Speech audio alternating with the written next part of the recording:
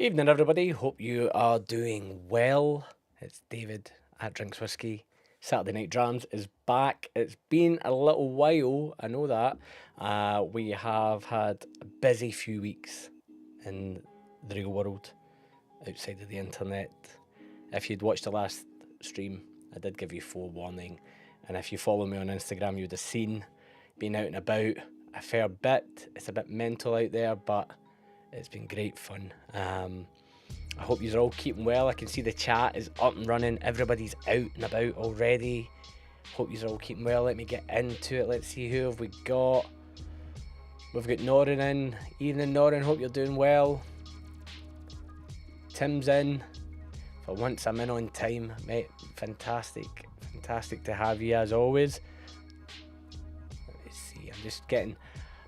I got a new monitor set up and my mouse doesn't do where it was meant to go up and down, and it doesn't go up and down. It's always the same. Spent hours in the tech today and still getting it wrong. We've got... Where else are we? We have... The chat's all over the place here tonight. We have PX is in. Welcome PX. Hope you're doing well. In the glass this evening is the Faithful Eagle Rare 10. Cracker to kick off with. I am kicking off with a wee Tesco special North Highland blend, the original batch 1.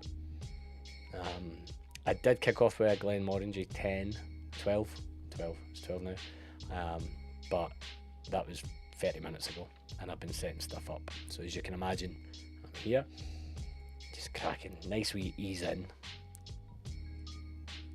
to what is looking like quite a North Highland evening for spoilers. Tim's having a dram of Ardnamurchan peated Oloroso cask. Aye, brilliant. Can't beat that stuff, man. The peated with sherry. And I know someone, Peathead in particular, will he abhors sherry, doesn't he? He will not be happy with that. What else we got in the night? Fraser's in from Greece. Pretty hot here, although we have the aircon on. I can imagine it. Weirdly, I was watching some Greek movie today called Mamma Mia. My daughter was dancing away to it. And I think that's what you're doing out there. We've had a lot of rain with big storms the last 12 hours or so, and it's been great. It's kind of cleared there. It's a wee bit muggy now, but it's a lot cooler. So I'm able to get out with the wee man, the dog, this evening for a walk finally. Rob's in. Great to have you in, Rob. Hope you're keeping well. There he is, Petehead, the man himself, even though just saying hi for now, might pop in later. No worries, mate, we'll be here. Anthony's in, evening one and all. And Alan's saying, hi David, not sure how much I'll be on the chat this evening, but I'll be popping out, mate. No problem, happy to have you, just even as a passive listener, by all accounts. And that goes for everybody. Some people won't have the time to chat, but if you've got us on in the background, by all means, I always try and read the comments and get everybody involved, because I know some people like to watch this stream and listen to this stream at work and stuff and not have the time to watch the screen, and that's absolutely fine. Try and narrate it as much as we can, and also there's always catch up, and the chat's always available and catch up. Turn that down a wee bit. It's blaring in my ears. It's probably no blaring in your ears, it's probably just my headphones. Anyway, let me see, what have we got? We've got that set up, we've got this set up. Everybody's in good form. We've already had a couple of the guys mention what's in the glass. As always, please do let me know what you've got in your glass this evening. As I said, I am kicking off with batch 1 of Thompson Bros North Highland Blended Malt, of which they have just announced batch 3 is out. And apparently there's a wee bit of smoke in it, so they're saying. Interesting.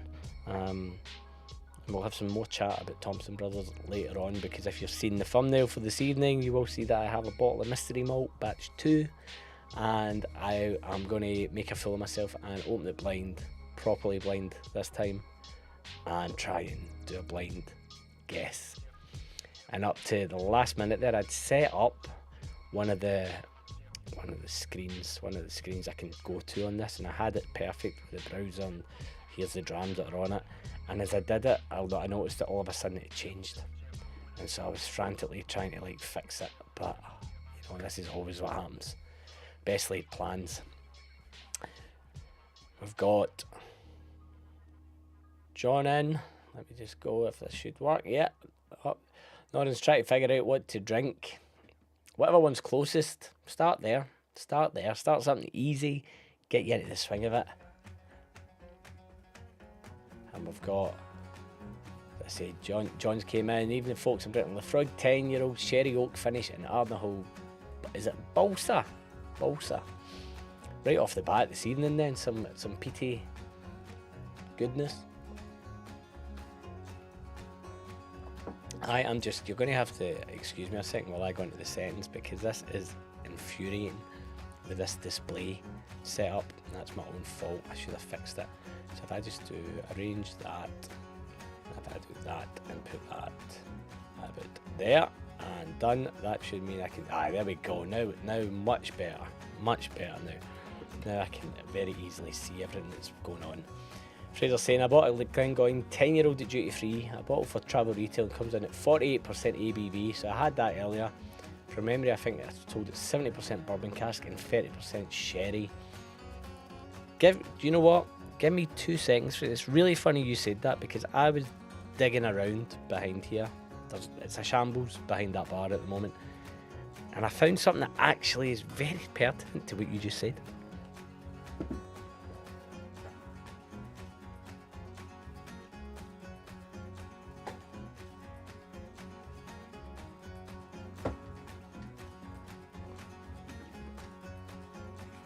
When I was on my honeymoon, honeymoon, whatever you want to call it, in 2022, God, that feels like a lifetime ago, doesn't it? It was in Cos, and we went in one of the local supermarkets in like Cos town, and I got this, a Glengoyne 10. The box is a bit worse for wear, but inside it, if I can open it, I don't think I've opened it ever, is a litre bottle of their 10, the old 10, and my intention was always to buy a new one and see what the difference is. Distilled, matured and bottled by Lang Brothers, Dungoyne, Scotland, still 40%, but I try to see if there's an age. There's no any age on it, I don't think, but it was for the Greek market. So just funny you're saying that, and there's a wee something in there on the bottom. Let's see what's that.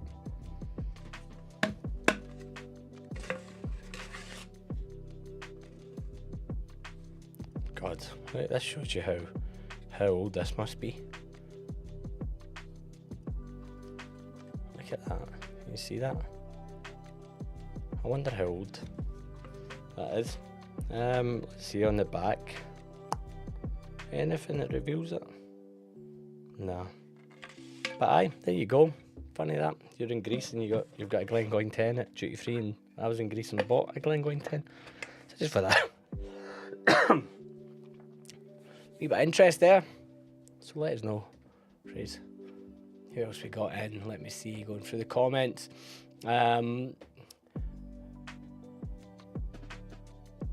joins us this evening. Welcome, Thomas. Good to have you in. Let us know what's in your glass. Tommy's in, even though I'm a Compass Port Orchid House to start tonight. Aye, belter. I think I said before, that was my boss who left a couple of months ago. That was the bottle I bought. I just think he's not a big whiskey drinker. He wants to get into it. He likes his gin and that. I thought, summer's here. Got to go with that. And highball it or whatever you want. It's just quality. funnily enough, mostly made of North Highland malts. Bit of a theme going on. I know there's clean leash in that.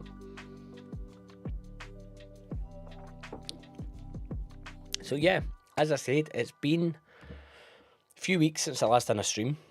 I had my daughter's birthday and we had the family down, and that was fantastic. We had some work trips on the go. Then if you follow me on Instagram, if you don't, it's @drinkswhisky, the exact same. Road trip with my good friend, one of my close friends, my daughter's godfather from California, came over, and we hit the road, quite big, and we flew from London to Edinburgh. We did a bit of time in Edinburgh. We went through to Glasgow, picked up the car, straight up to Dornoch. We did Dornoch overnight. Then we went over to Craigellachie and did the Highlander Inn, stayed there. Then we were back to Glasgow via Loch Ness and Glencoe and stayed in Glasgow. And then we ended up in Blackpool on Friday night. And we stayed in Blackpool after visiting a phenomenal bourbon bar, and then back to London. And then on Sunday we hit Brighton with my daughter and my wife and him. And then he was back away on the Monday. And I was back to work, and it's been non-stop since. So it's been a bit of a mad one, and that there'll be videos coming on that. So I won't go into too much detail of that, but it will come up throughout tonight. And if you have any questions or you want to know anything, absolutely. The inside track, and I'm going to give a special shout out on this one, was the Patreons. The Patreons got the inside track on it. Basically, I thought I'd give them a shout out, because without them, like, half the stuff I'm doing at the moment isn't possible. It's such a godsend, and I can't say thank you enough to them. They got a couple of daily update videos, and I say a couple because on the third day of it, I was driving most of it, and I just didn't have the time. Like, we never got to the hotel till like 7:45 at night in Glasgow, and then we were straight back out for dinner. So I never had the time to do a video update there, but they've been involved in the chat and basically just kind of we behind the scenes peeks. And if you're interested in joining Patreon, by all means, there's no obligation. It's patreon.com, drinks whiskey, it's in the bio. Comes with a great wee Drams on the Run booklet, which I think, like, the feedback on that has been fantastic, and I'm working on the second one. It was due to be ready for now, but I'm going for something a wee bit different with that one, just because I just fancy I want each one to be a different look, because this one is very kind of like photograph whatever, and it will still have all the photographs inside, but I'm working on something for the cover, and that's taking a wee bit longer, but when it's ready, it'll be ready and the Patreons get it. And then after a period of time of exclusivity, then I'm going to start making these available to the wider public through the shop. Again, you'll probably see it on YouTube. Shop links. You can buy merch. It's in the bio. You can buy. These aren't out yet. I'm still on the fence about these. I'd love some feedback, what you think about that. And there's the Springbank, well, the Campbelltown bootleg ones, of course. But big, massive thank you to the Patreons for all their support, because it means a lot. YouTube membership, absolutely as well. I know there are a few that are doing that as well, and I really appreciate that. The YouTube membership of working, it's a wee bit funny in the scenes. I know that other people have it locked down and they get little emojis and stuff like that. That's on my list of many things to do and understand that. So that's just a wee bit of the admin.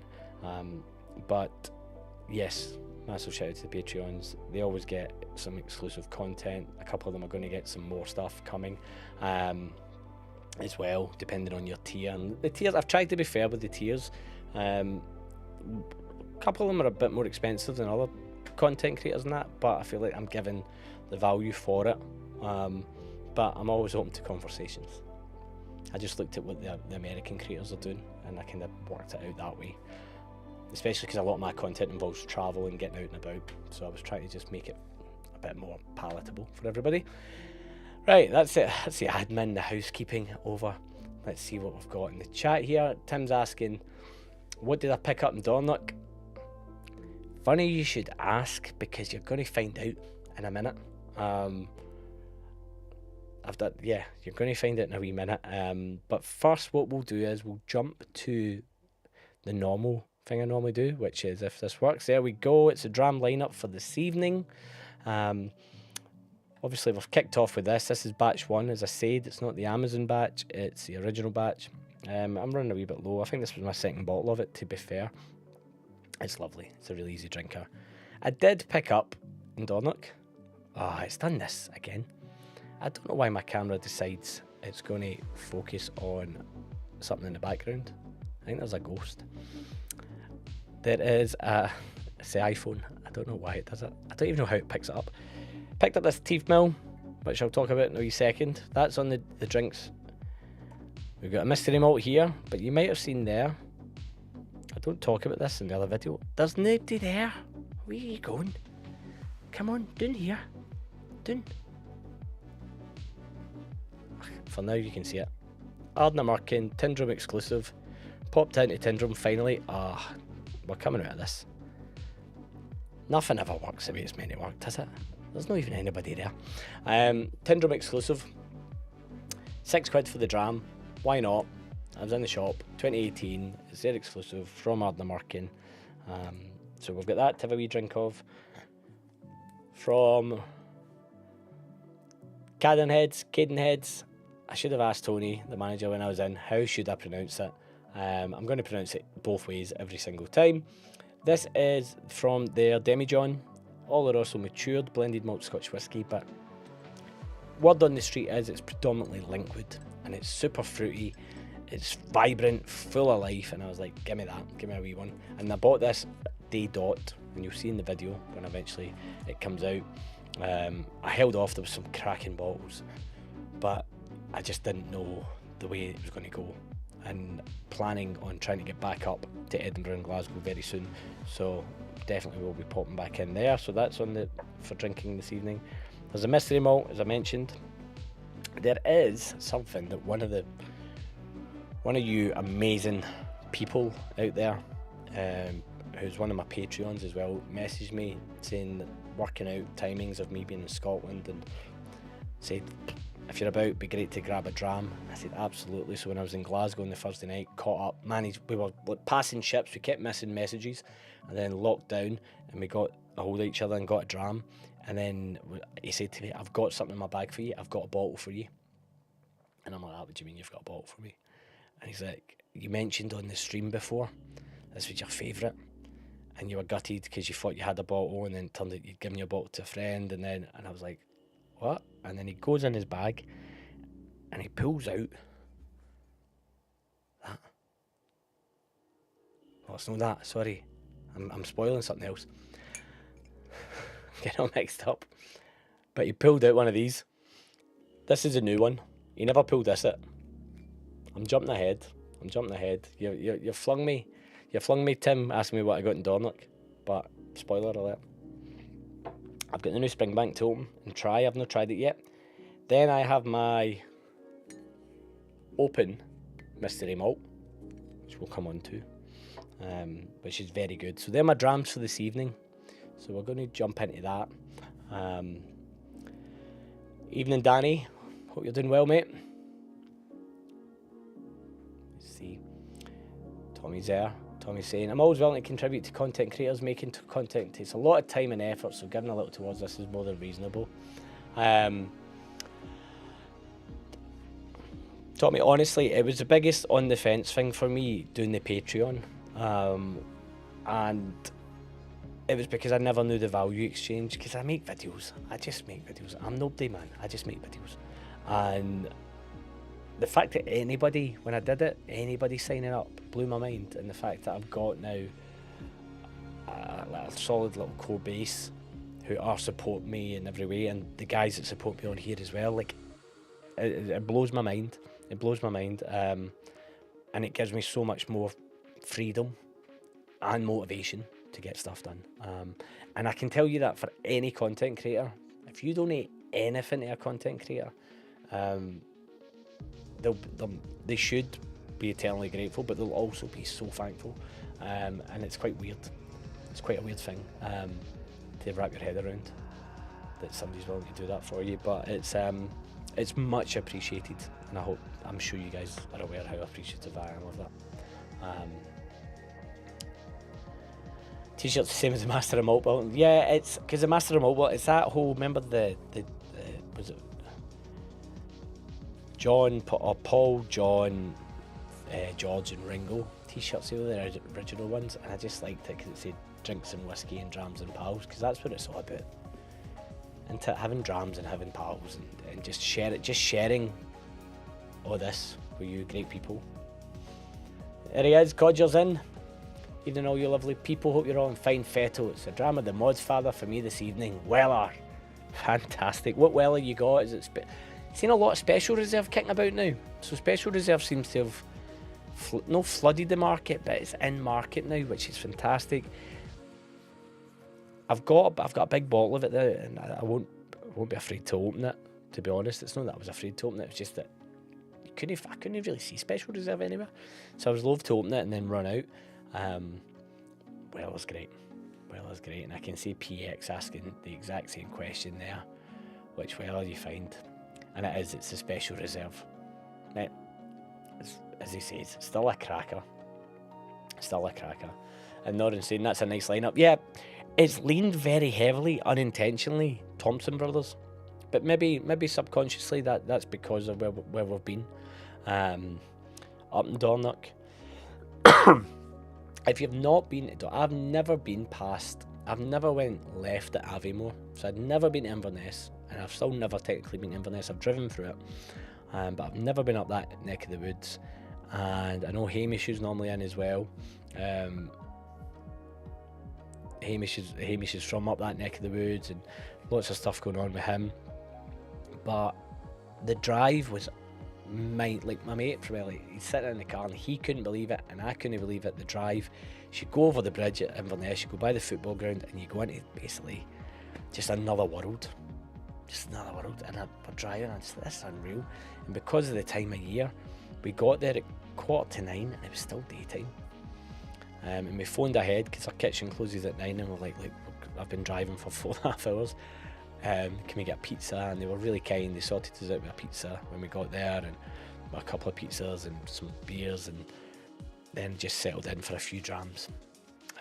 And I did a Patreon, the first daily update from the garden. It's like 5 to 10, and it's daylight. It's just bright daylight. We stayed in the castle. Brilliant. It was just brilliant. What a spot. And then the next day, going visited the shop. That was great as well.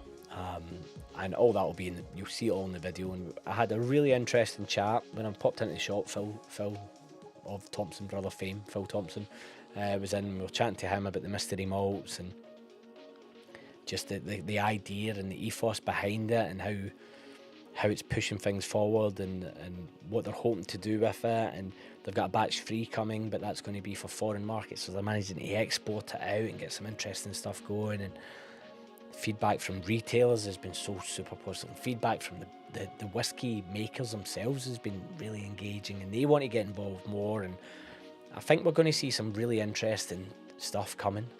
I don't want to go too in depth with it. I never got them on camera doing it, because it's just weird putting a camera on somebody's face. But just the time he took with us, and that's why I popped up to pick up the Deanston that I had in storage there, and I ended up muling a bottle for Phil over to the Highland Inn, and then one of my mates from London, he had a bottle in storage there, so I ended up bringing that back for him and stuff. And while we were there, my mate Jack bought a bottle of Mystery Malt, and you're like a kid in a candy store because I've got bottles there as well that are gone, but they're there, and I could have spent a fortune. So I was gutted, and I wanted to get a Thompson Bros t-shirt, but they never had my size. Just getting on from it. Billy's in. Billy, great to have you in tonight, mate. Fantastic. Hope you're doing well. Hope Norway's keeping you well. How is it with the light nights there? You missing darkness yet? Anthony's saying moved on to the green spot, normal one. I've not tried the Chateau Montelena version. I've not tried it. I love a green spot though. Green spot's just a great whiskey, isn't it? Codger's saying, Dave, if you didn't like what you did, wouldn't be here, let alone consider paying for the pleasure. shelf at Abbey Whisky maybe follows, but some independent shop. And then we've got David's in from Germany. David, welcome, mate. I've the Murky Madeira casting a glass tonight along with a Pilsner. Brilliant, half and a half, excellent. It's really dry in here. I had the dehumidifier on because of the mugginess, and now I've just made it too dry. I just need to drink some more drams, I suppose. I'd been off the beer, as you may have known, for a while, and then for my daughter's birthday I had a beer and a half, I think I had, and then in Scotland I had to have the Old Tenants, big juicy. I had that, and then this week I had a few beers, but I'm coming back off the beer. But I love a Pilsner and a bit of whiskey, especially in this heat. Oh, brilliant, fantastic. Codger, no need to apologise, mate. No need at all. So, we've done the dram wheel. We're going to jump. I don't have a news segment for you this week. I have something a wee bit different, but we're going to cover the news. Because it's been a few weeks, but this time of year, normally whiskey news is a bit quiet because a lot of releases don't really happen, and everybody's kind of waiting for whiskey season in September to kick in. We do have some news coming out of Glasgow, really positive news. They now have a new core release, Glasgow Distillery, of the Ruby Port cask. I know they've done some limited releases of that before and it's went down really well. Really exciting for them to extend their range. Even more exciting is they have now got public touring. So you can book tours to Glasgow. Previously they were done on a kind of invite/email-y basis from what I gathered and from what I could see online, but you can now visit them. If you've not had a Glasgow whiskey for a wee while, get on it, because the standard has just shot through the roof, in my opinion. I think the stuff they're putting out now is so far removed from where they were when it was 50 cl bottles. I don't know if it's coincidence that they up how much liquid's in the bottle and kept the price the same when the standard went like that. It probably is, but just really good whiskey. So that's really encouraging that we're now seeing a bit of success come in some ways, and they're confident enough to do the tours and to put out a new core release, in which is a tough market. Following on from that, talking about tough markets, the EU tariff war, the old US, 30% it's looking like on Irish whiskey. Now, the US is the largest export market for Irish whiskey. Well, yeah, export market, is that right for Ireland? For Irish whiskey. On top of that, I had a wee look with the exchange rate as well and the way the dollar's going. Some brands are looking at like a 45% price increase on Irish whiskey. In turn, is there an opportunity for a bit more Scotch to get over there? I think we're seeing bourbon sales in the US are starting to not plateau after the boom, but I think similar to us, there's a bit of a lock. So it'll be interesting to see who kind of wins out on that, and I wonder if Glenmorangie with the Harrison Ford campaign and that push it a bit harder. Speaking of them, they're now the official whiskey of F1. I think Johnny Walker was that for a while. Johnny Walker Black Label. I always remember Johnny Walker at the F1.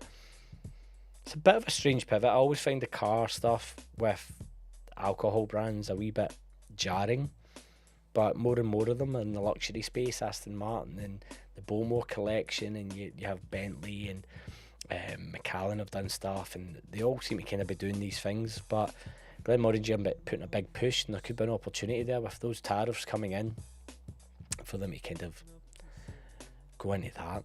Now, swinging round from that, now we're talking about like stuff going a bit funny. You may have seen the news about the Diageo CEO, the sudden decision for that CEO no longer to be CEO, so that Diageo now have an interim CEO. The results for the year haven't been released yet, but I'm sure we're all aware that you have been able to pick up special releases quite a lot recently.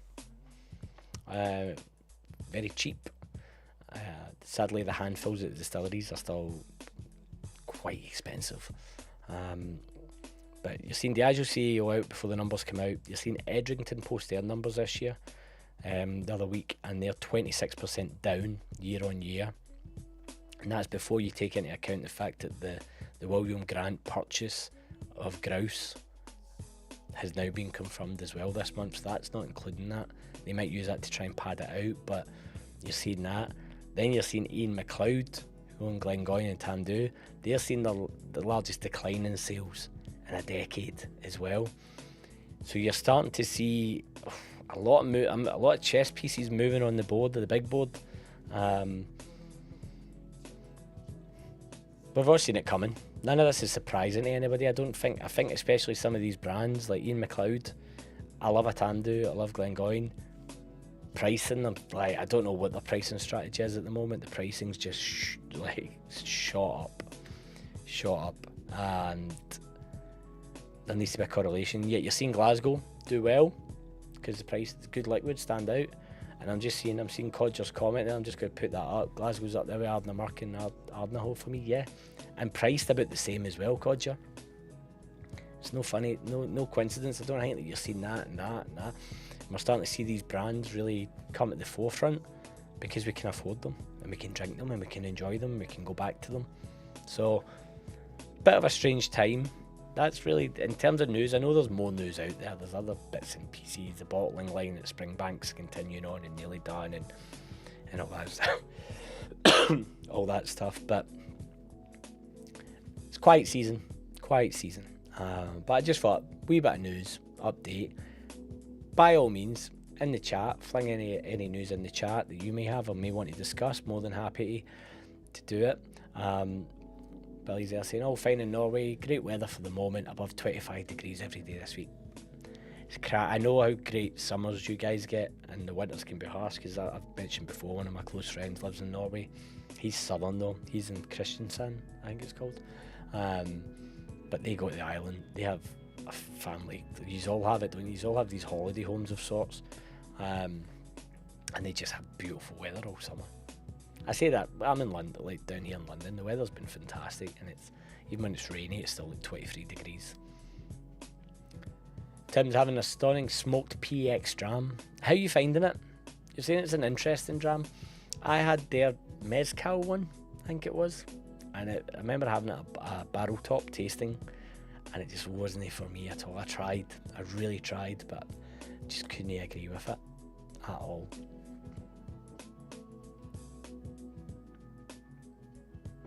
Right, I think you guys might have had a wee bit enough of me coughing.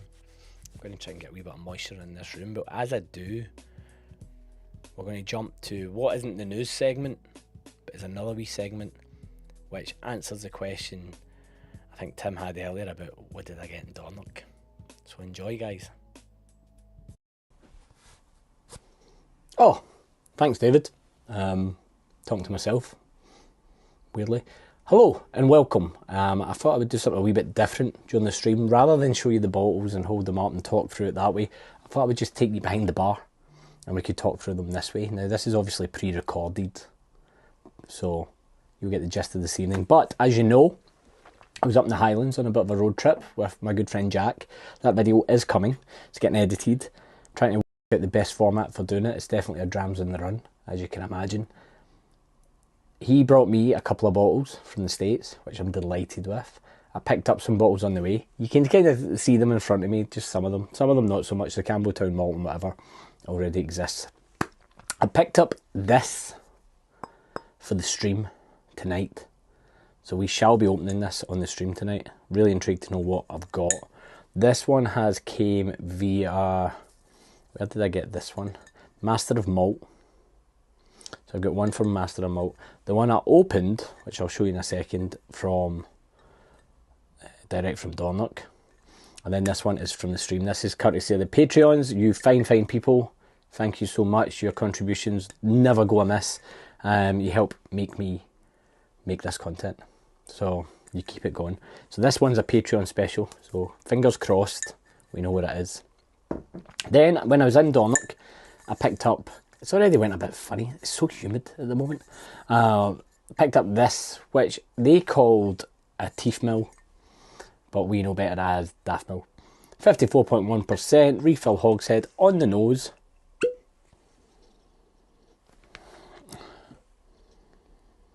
very fruity. Yeah, there's a lovely fruitiness to it. Even like an unripe mango on the nose. I'm not going to taste it now, but we'll be tasting that. You'll go back to me tasting this, I'm sure, in the future, David. But picked it up because waxy. I love a waxy dram. So got that. I've had the neck poured out that last week. I opened it when I got back with it. Just a wee bit out. It was alright, but I was like, I know that once I get it opened, it'll be much better.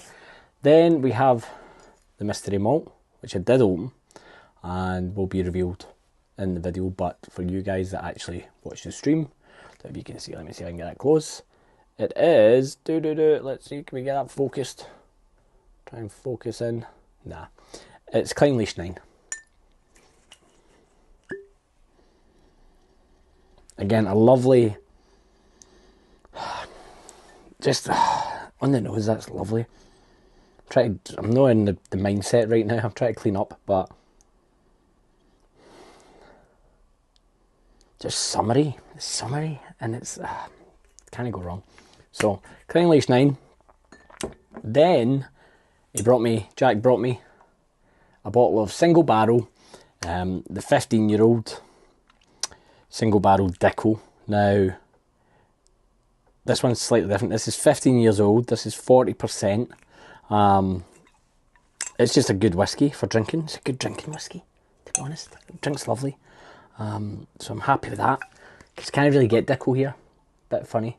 But really easy in the States to pick up. So we'll always make sure we get one. Then an interesting one which I'm going to do a video of. Because when I first started doing these videos in 2020, under the banner Chiefs with an X, because I thought X's were cool, and then Elon Musk came along, it was a whiskey I'd picked up on a stag when we were in LA, and I really enjoyed it. I'm pretty sure it's just MPG juice, but it's Mulholland Distillery, and it's 50% MGP juice, but it's really, really good. I really enjoyed it, and the video, it really got me into like bourbon. Like I thought, oh god, this whiskey, or if it is bourbon, it's American whiskey, so it's not really bourbon. And I really enjoyed it, and it kind of disappeared. And then Jack just happened to stumble upon it again in LA before he came over. So I've got another bottle of that, and I want to watch back that video, or maybe I'll do this first and then watch back the video and then compare my reactions to the two. So got that. Then one of you fine folks out there, I'm not going to say who it is unless he wants me to say, he can say in the chat, because I'm sure he'll be watching, or he'll watch and catch up. I'd said on the stream about how much I had loved, let me just make sure I get this right, how much I had loved this last year. This is my, look how much I've got left, literally eking it out. The Springbank Cask Strength. And I think this one was like 90% bourbon, 10% sherry. Could be wrong, but it was a big swing at the bourbon end. And then the second one they brought out, which was 1% lower, was I think 90% sherry and 10% bourbon. And I enjoyed that. It's still great. Not as much as the first one, but I don't know. I thought I had 2 bottles of it. And I think I gave a bottle to one of my mates thinking that I'd got it for him and not stashed it for myself. So I never had it. So when I was in Glasgow, he pings me and he's like, mate, are you going to be in Glasgow these days? I'm over. I said, absolutely. He was up, over, and he says, that night, he's like, I've got a bottle for you. And I'm like, what do you mean you've got a bottle for me? And he gave me this. Like, couldn't believe it. I was like, out of nowhere, just completely gobsmacked. Such a kind, wonderful gesture. A reason why whiskey is so fucking good. The community. So, thank you so much. You know who you are. I don't want to say your name because I don't know if you want me to say your name, so I'll avoid that drama for now. But unbelievable gesture, mate. Really appreciate it. Couldn't believe it. So aye, brilliant. And then the last one you can see is here, and that is, it's a Glenallachie handful. And again, you'll see it if you're following me on Instagram, or if you're a member of the Patreon. The Patreons were getting updates, little update videos. Tried to keep them going, but the third day I had to drive from Craigellachie to Loch Ness to Glencoe to Glasgow. And so by the time I got to Glasgow, I did do an update video. I just never posted it, so maybe I'll post that after I finish filming this for the Patreons.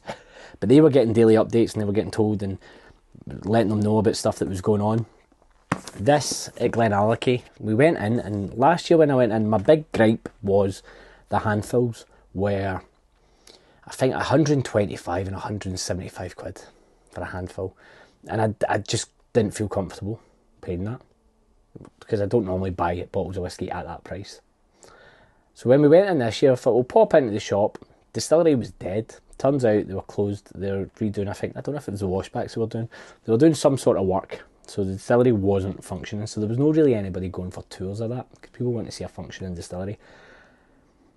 Got chatting to the wonderful women in the shop, and I looked at the handfuls, and they had two. They had a PX for £97, and they had a Premier Cru red wine barrel handful for £74. I was driving, so I couldn't. In Scotland, it's zero tolerance. You can't even have a sip. If you've got a single bit of alcohol on you, you get done if you're caught. Better just not to do anything than that risk of being caught. So I couldn't try it, but Jack tried them both. He said this is like nothing he's ever tried before. Fantastic, but Jack's not tried a lot of whiskey in terms of Scotch and different finishes and that. So I was kind of on the fence about it, sorry. And one of the wonderful women said, look, I'll give you a wee bit away. Take a wee sample away. Let us know what you think. Are you going to be passing tomorrow? I said, we will be passing this way. She said, well, if you like it, you can pop back in. And lo and behold, I popped back in. And she laughed. And she knew it. I was like, I knew you knew what you were doing. Premier Cru, it is, 11 years old. Just under 12 years old. Bottled at 61.9%. And it was lovely. It was absolutely delicious. They've got in the back here some tasting notes for it, which are nose, blackcurrant mocha, honeysuckle with notes of cinnamon, dried berries and cassis. And then orchid fruits, dark chocolate, intense notes of berries, espresso, plum jam, followed by sweet spices on the finish. When I tried it, it was lovely. It didn't have that tannic pull of a red wine cask that some red wine finishes that have. I'm not particularly keen on. But I got to bottle it, and again, that'll be in the video. So that was my wee haul. Wasn't as extensive as what you would think, but we were driving up and then we were getting the train down. There was a lot of movement. So in the grand scheme of things, like, these were a lot of bottles to be carrying about. Bear in mind that one wasn't there. That one was there. That one. Then we picked that one up unexpectedly, and then that. Good haul. Really happy with it. Because the whiskey buying slowed down a bit. Definitely the Mystery Malt just gets everybody going. And I've got another Mystery Malt to go next to. This is batch 1 that we still have. This is with me and 3 mates who bought a bottle of batch 1. We've still not had time to catch up. So that was how much is that each? I think it was £16.50. Is that right? And then I've got another one up in the house of batch 2. So we'll have another wee pop at that. It's great fun. You want to get back to David on the stream now, I'm sure. So we'll go back over there. Thanks a lot for watching me in the past, and now we go back to me in the present. Cheers.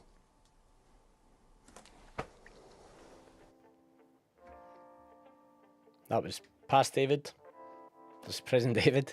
I just fancied doing it. I was tidying up today. I was trying to get the place sorted for the stream, and I just thought to myself, you know what? I can do a wee bit of the bottle chat, a wee bit more in depth. I know I've already kind of touched on some of it, but I just wanted to capture my thoughts on it rather than wait till I do a video in like 2 months' time where I'm like, here's my bottle haul from up there. Yeah, it was great. Like, as I said, I got you'll see it in the Drams on the Run video. I opened this bottle live at a great site, and I unpeel it and I get the Clyde Nation 9, and I was happy with that. It's not what I wanted. There is a bottle I really want.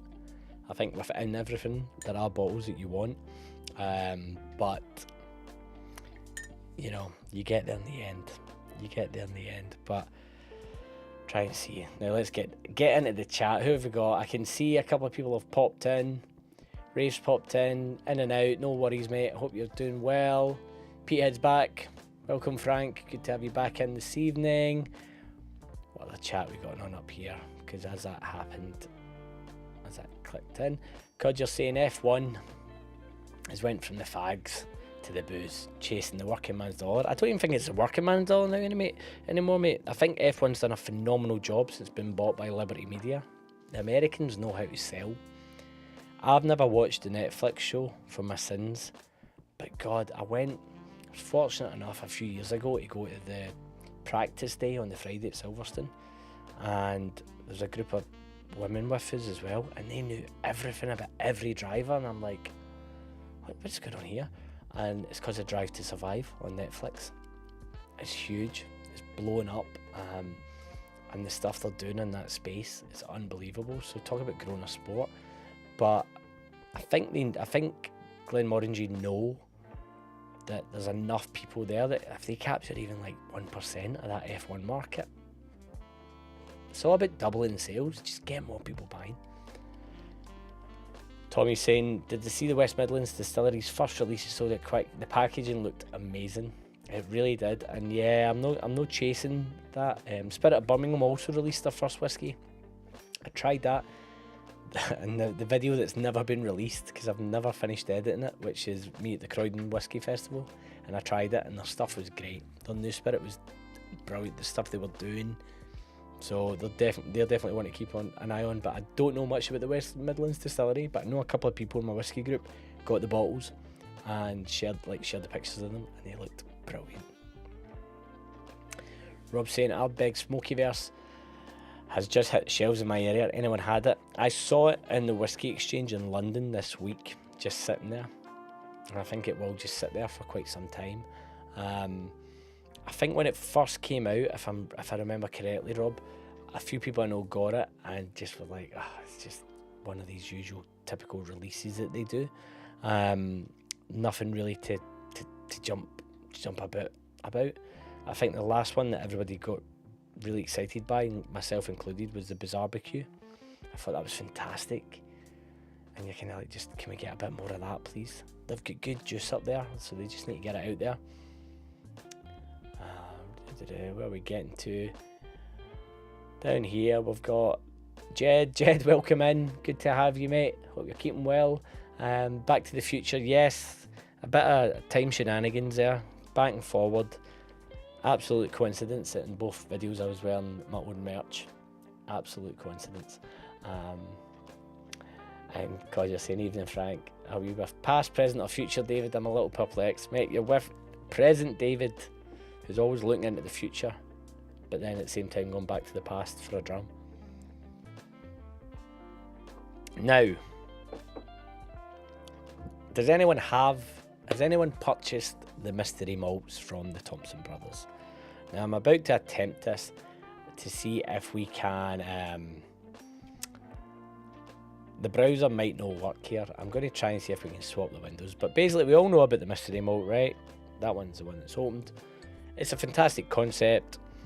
Phil gave me more insight into it. Basically, how can you appeal to the widest audience possible?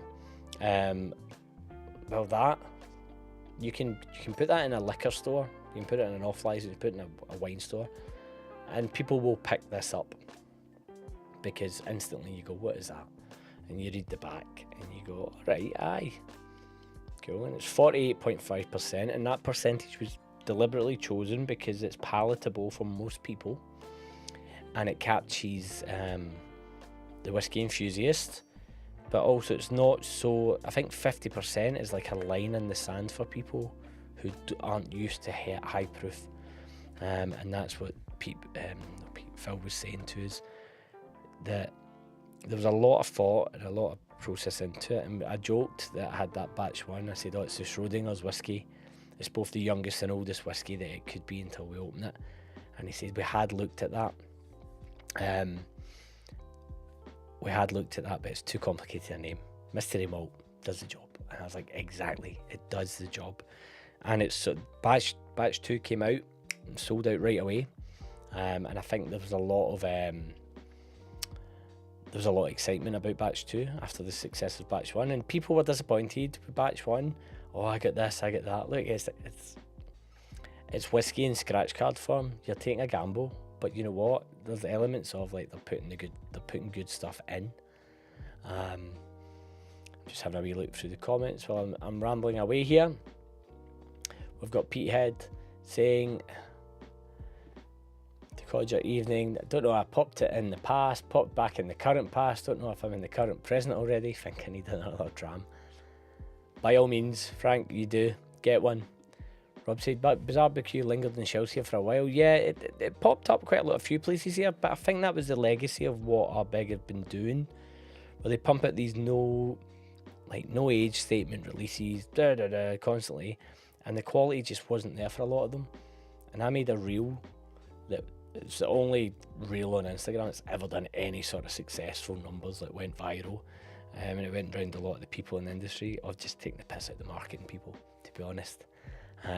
Because it was getting a wee bit ridiculous, and that barbecue brought it back to just like, here's a really lovely, smoky, very kind of like burnt ends, pulled porky, like barbecue focused, sweet, delicious, smoky whiskey. And as more people got it, I think word spread. Might be, hi David, in and out. Hopefully catch Trist on replay. Brilliant, mate. Thank you for coming in, saying hello. On that note, if everybody can leave a like, it helps share the stream.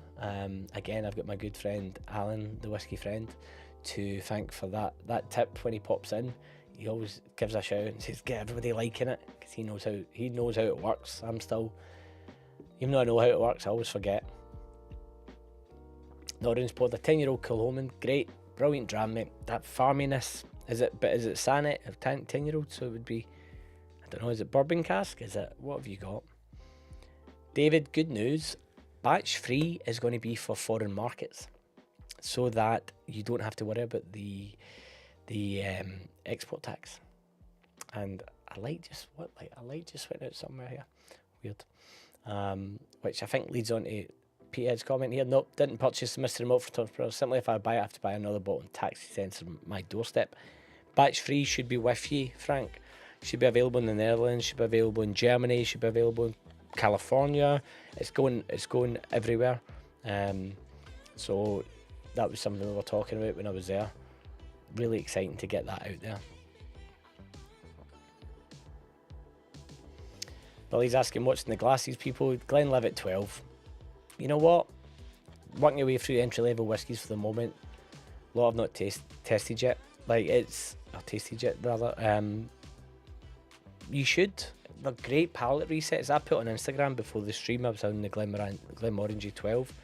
That's my control dram. That's where I start, because I know what it tastes like. It's cheap enough to buy and drink all the time. I had a comment back from one of the lads on Instagram saying that's my weekday whiskey, like weeknight whiskey. I don't mind pouring that because I don't have to think about it. I can enjoy it. There's quite a few. I think Glenfiddich 12. Have that with ginger beer and lime. It's beautiful, tropical as hell, like fantastic. Glenlivet 12. There was a period where Glenlivet 12 was pulled, and it became Founders Reserve because they never had enough stock. So I've not had a Glenlivet 12, to be honest, in years. And I think sometimes we bypass it because we all become whiskey enthusiasts and we want cask strength, or we want non-chill filtered, and we want this and that. It's always nice to remember what other people are coming in at, or what other people just normally buy. So mate, enjoy that. Derek, welcome in, mate. Belated, you'll need to watch the rest on catch up. You missed a lot of good stuff.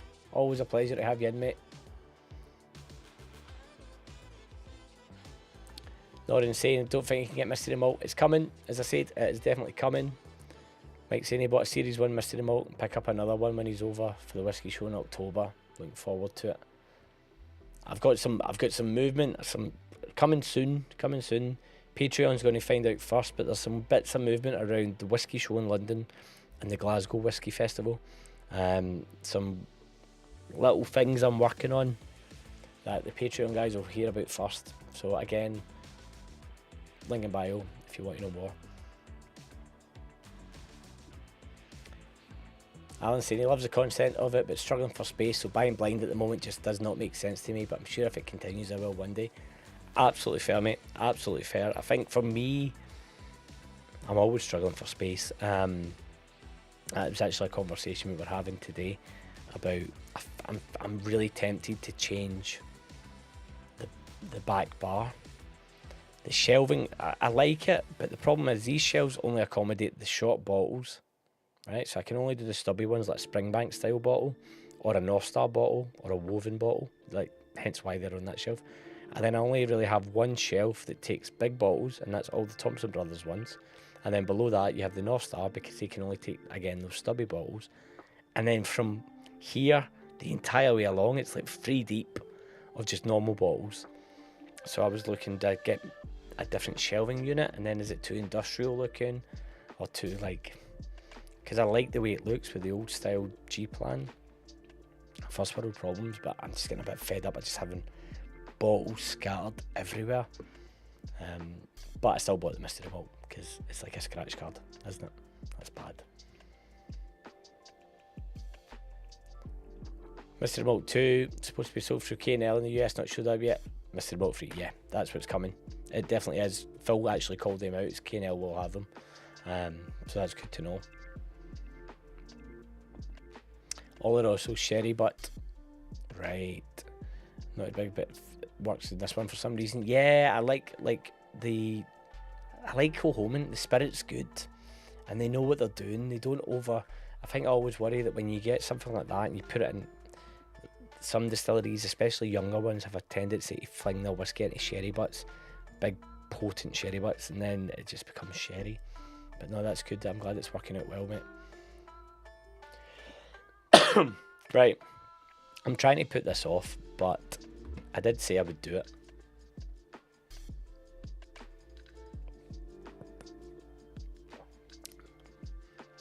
Dram wise, I actually went back. I had a wee pour of that during the Back to the Future segment where I was looking at the bottles, which was the Linkwood Oloroso, and it was lovely, but I realised it was 53.8% and it was a bit punchy to be jumping into, so I went back and had a wee pour of this to just get the palate getting more acclimatised to softer.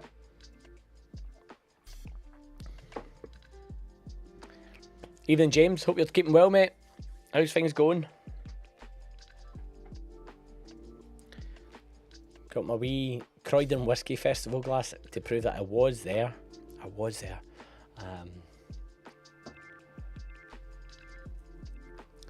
Tim, looking forward to you doing catch up, mate. If you're up at 5, you're going to miss me absolutely butchered attempting a blind tasting of the Mystery Malt. But always a pleasure to have you in. PX is saying, I'm not ready for Orchid House, but I'm considered buying a Linkwood. It's a GM15, a good showcase of the spirit. I've also found the James Edie, and there is it Linkwood? I'm going to, let me look on my phone a wee second, right? I'm going to look, because there is I believe it's Linkwood. I'm 99% sure that there's a phenomenal Linkwood at the moment at the Whisky Exchange. Whisky Exchange, come in here. I'm pretty sure it's a Linkwood. Bourbon cask. Let me see, is it?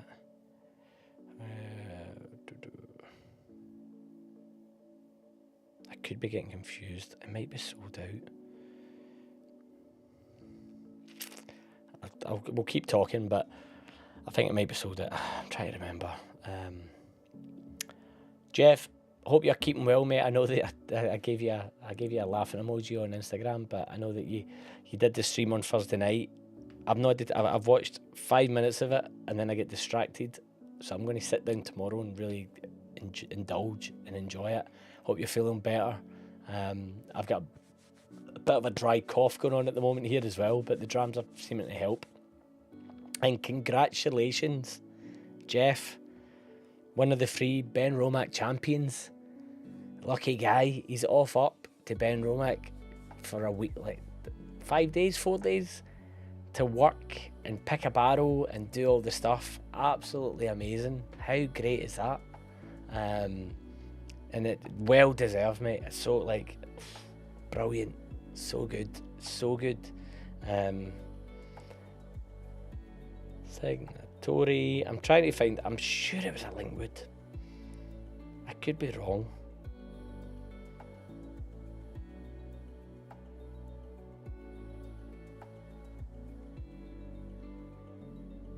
Maybe it's gone. Is it gone? They've got some in store. I'm positive. There's a Linkwood bourbon cask available in store. PX, and if you want it, let me know, and I'll go and hunt it down for you, and sort it out. Let me see. I'm going on to my whiskey group because I'm sure one of the boys tried it and was like, yeah. 16-year-old bourbon cask series. It is 58.7%. There's no many bottles of it. It's phenomenal stuff. Phenomenal stuff.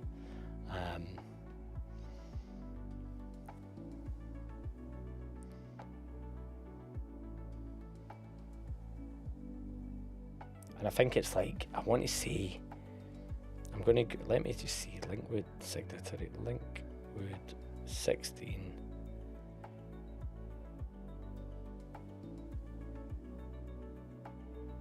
It's always hard if it goes out of stock and they just pull it from the website. Everybody's buying it. $89.95 for it. But it was the amount of people that raved about it, that tried it. So,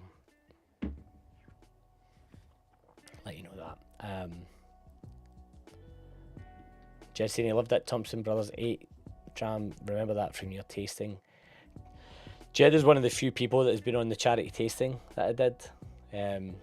So everybody, I think this is his first time joining the live stream. So welcome, Jed. Everybody, be kind to Jed. He's building a small but potent whiskey collection, courtesy of me saying, buy this, buy that. Rob, what did you think of Ralphie's Linkwood? I've not tried it. Did they do that one? Is that one of the ones through the Good Spirits Company, or was it a separate one? I can see all the guys giving all the advice to PX in the chat there. Jesse, in 5 minutes, plenty, dude. Chaotic, cheers. We'll be there for 4 days, seeing how the sausage is made. Oh, mate, you'll be loving the sausage. What a hard life that will be. All work and no play. And you're getting lots of love in the chat. And he's saying, love your videos, buddy. And you've been chatting. I don't know how you find the time at the moment with the wee one and stuff. Another wee one on top of the other wee one. So an absolute, honestly, credit to you. Deserve all the success. Right. Are we ready? Are we ready? So, if you hadn't seen when I tried to do a blind opening of Batch 1 and the disaster that was. Now, I'd watched Aquaviti, Roy's live stream, when he did the blind Mystery Malt Batch 1 tasting, him and 3 others, and he was like, you can pull the thing, you don't look, and you can lift it off and you won't see, and blah blah blah. And the second I pulled that away, there is a little bit, right? There's this, let me see, I don't think they have it on this one. No, oh there is, it's under here, I'm sure. Yeah. So if I pull this bit back, right, to give you an example, there is a wee round sticker. It's not going to focus because of my face. The wee round sticker, see, that says Klein Leash there. Now on the, I don't know why, it was higher up on the bottle that I opened, the Batch 1. And I pulled it and I instantly saw that it said Altmore. And I was like, and I've made a reel, you can see it on Instagram. I made a reel and it's on real time. So that was all real. But on this one, I'm going to open this like that. I'm going to watch you guys. And then I'm going to pull the cork off. I'm going to leave it a minute and then we're going to get into it, and I'm not going to look at all, and I'm going to try and suss out what the hell it is. Now, in order to try and suss out what it is, we're going to come here. Now, again, see, this is what I mean. This was bigger about 2 minutes ago.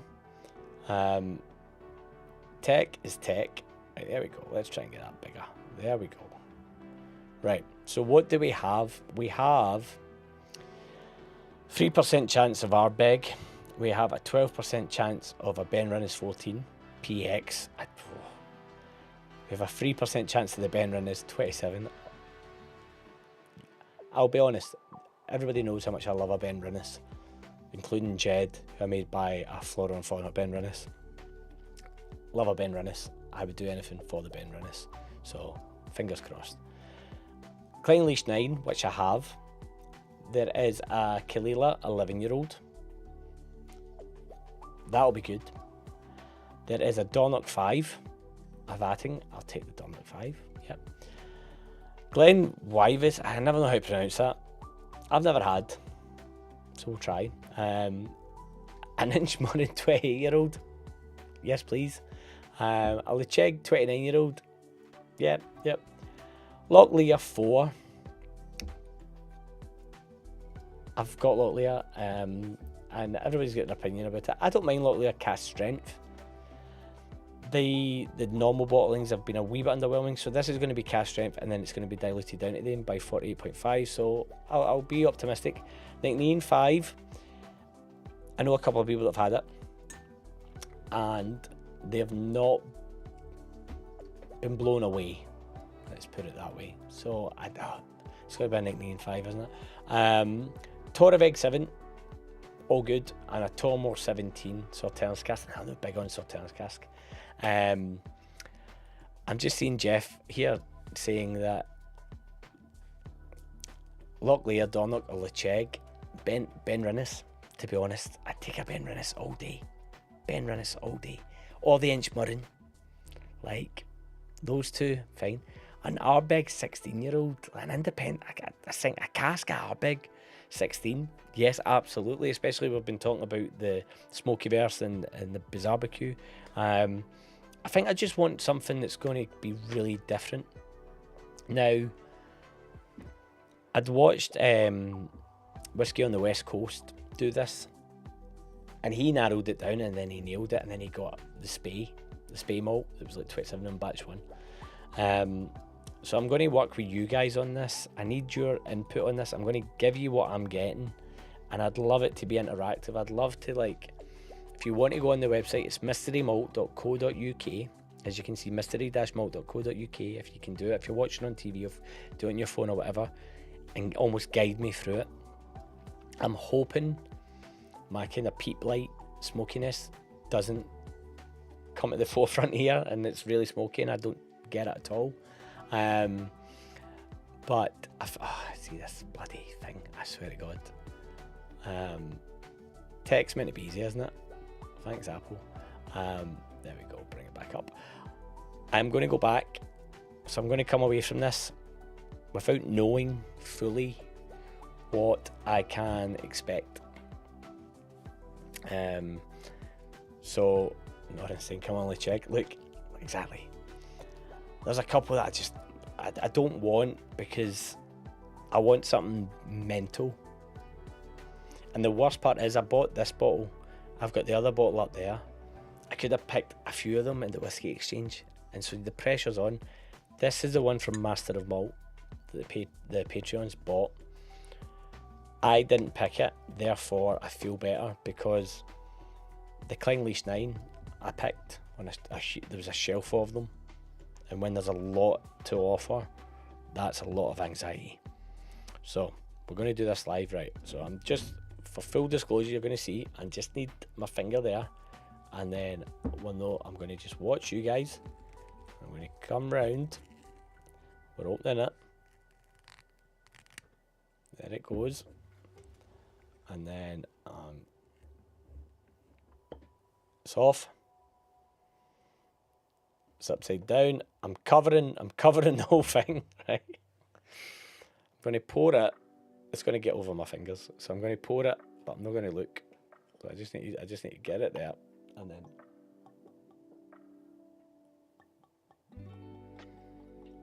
Right. It looks young. It's looking young. Doesn't it look sherried? Doesn't it look like a PX? Do you think it's Ben Rinnes? Try and get a bit more light on that. Get my phone.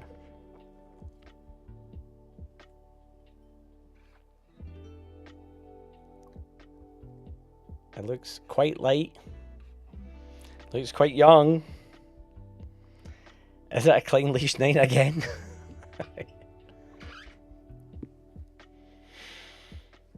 Right.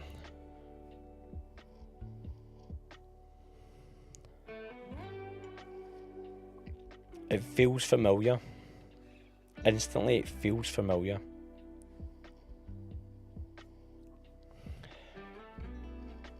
I don't know if because Pete had said something menthol. There's a peat there. There's peat.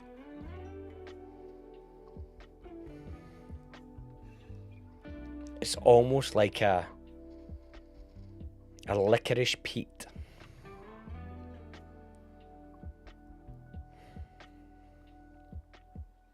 Aye, like licorice peat. Frank Ring's Locklear, Kalila. It could be the Kalila, Norin. It could be. It's so distinct. Now, it could be. Could it be, if we go back to that camera? Hang on, I said I wasn't going to do this. I keep doing that. I need to lock that, don't I? Let me lock this so it's nice and big. Lock.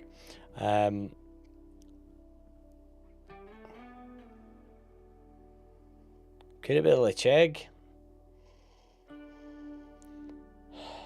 It's no. It doesn't. I don't think it's Torevig. Because it's no got. It could be Torevig. No, it's so shoe polishy as well. Aniseedy.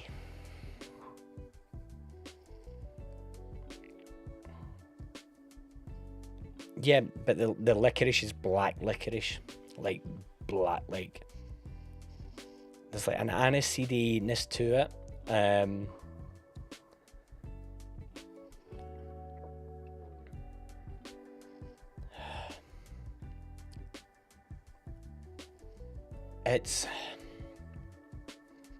So this is, I've not tasted it yet, but on the nose as it's opening up now, obviously first pour, neck pour, whatever. Go back. I wonder, I'll use the other glass to try and pull me back.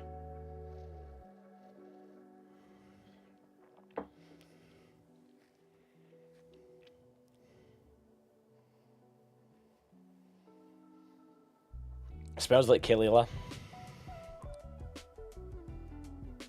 Smells like Kalila. There's an undercurrent to it, but let's see what's the Kalila supposed to be. Just a hogshead Kalila, 11 years old, and I've got a good chance of it being that 11%. But there is in it. I can see what Pete's saying. Pete, but like says more sherry, but nah, it's definitely no sherry. Definitely no sherry. And then PX, I agree with Pete.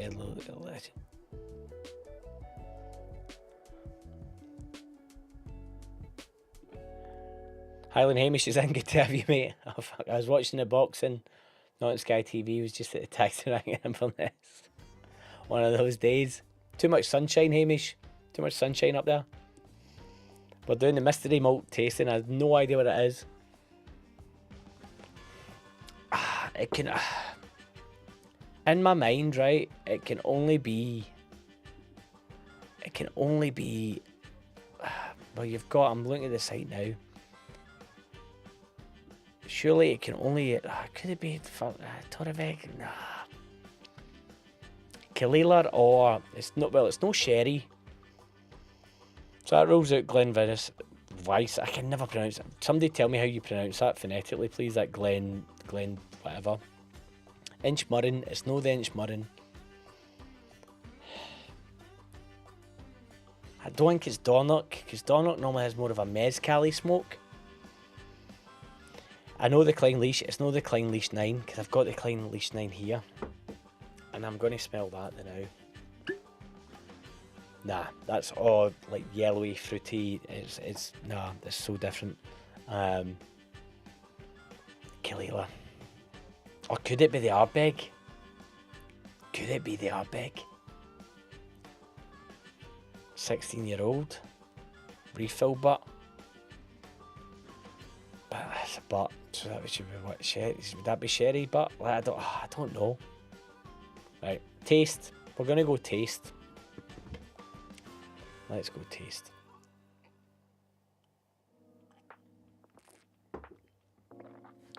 It's 48.5, so vegetal.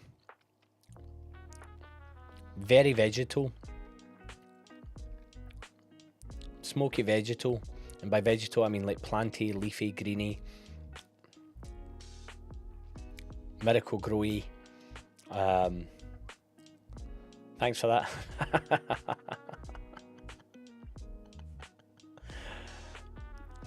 Highland Heavy saying emphatically Glen Wivis.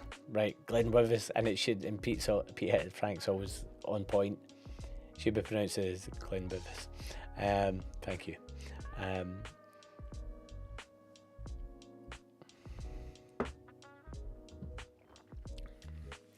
It's funny because I was going to say, really easy to drink. The nose is so potent on it, right? The nose has got so much going on. The taste at first was very vegetal. The smokiness is there. It's coming in a wee bit. I'm not getting any like coastal, briny, campfirey, morning after smoke. But it's changing a wee bit on the palate. At first, the green, that vegetal undercurrent was there. That stands out at times. So I'm really confused.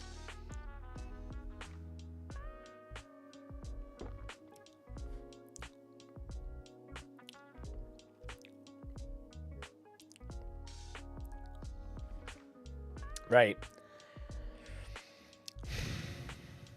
It just tastes like Kalila, to be honest, but it doesn't have that Kalila, I don't know, punch. But then I think, you know what? I think I've got Kalila back there. I'm going to get it's an OB bottling. It's the actual Kalila. Let me get that and see.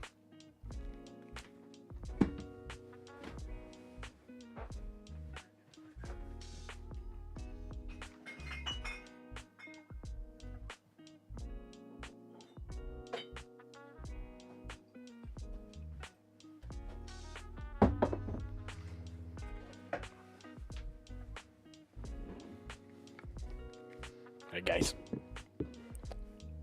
This is how you know it's no. This is how you know it's no prepped.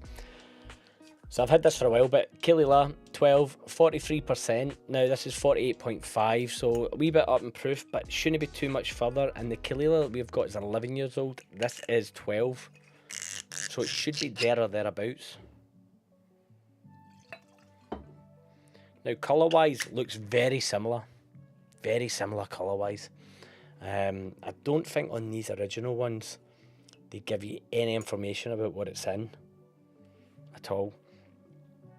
I'm going to look at the colour of both. Wee bit darker, but probably colouring in this. Probably. Very different smell. Very different. Almost like sweeter. Could it be the colouring? I don't know. I've never been a big believer in the colouring really affects the smell and taste, but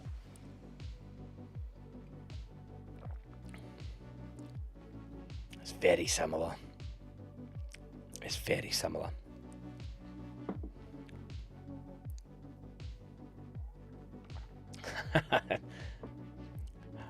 Just seeing the comments coming in. Going back to the comments. Hamish is the Usk Supporters Club. Is the boxing finished? I had the chance to go the night, and I thought that if I did, I'd be divorced by Monday because I've been away that much. So I've not been keeping an eye on it, but I hope that he won, because I think he's brilliant. I think he's a great fighter. Norris saying, thanks for doing this blind. You're welcome, mate. You're welcome. It's good fun for me. It's good fun for me because I think I'm really enjoying chatting to you guys about it. James saying, excellent Freud quarter cask. Aye, of course.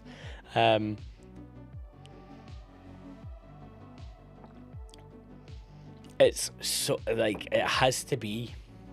It can only, right, my only consideration is, right, it's going to either be, it's definitely peated, right? So we know it's peated. So I'm 90% sure it's Kalila 11. It could be wild. It could be absolutely a big 16-year-old, and I have no idea.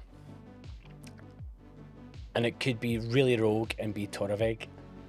Or Lechet. It could be like, I just don't think it's this. I don't think it's that. But the proofing down, everything being at the same proof as well, just makes me question it. Now we're gonna do it. We're gonna go for it. I'm just seeing Rob saying I really like Kalila, but I've never bought an OB bottle of it. It's the OB bottles are good, but they're just overpriced now. To be honest, they are overpriced. But when you can pick them up in the UK, you can pick them up. Sometimes I picked that one up at Waitrose a couple of years ago, and it was a yellow stick with special, and I think it was like 22 quid. Hi Hamish, you'll not be divorced until I come to down to London next month. Hamish, don't be promising me a good time. And then Jeff saying, I heard the Ardbeg was pretty buttery. Okay, I don't think it's Ardbeg then. It could be.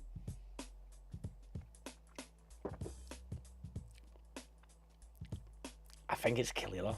I really do. But there's that aniseediness to it that makes me doubt it.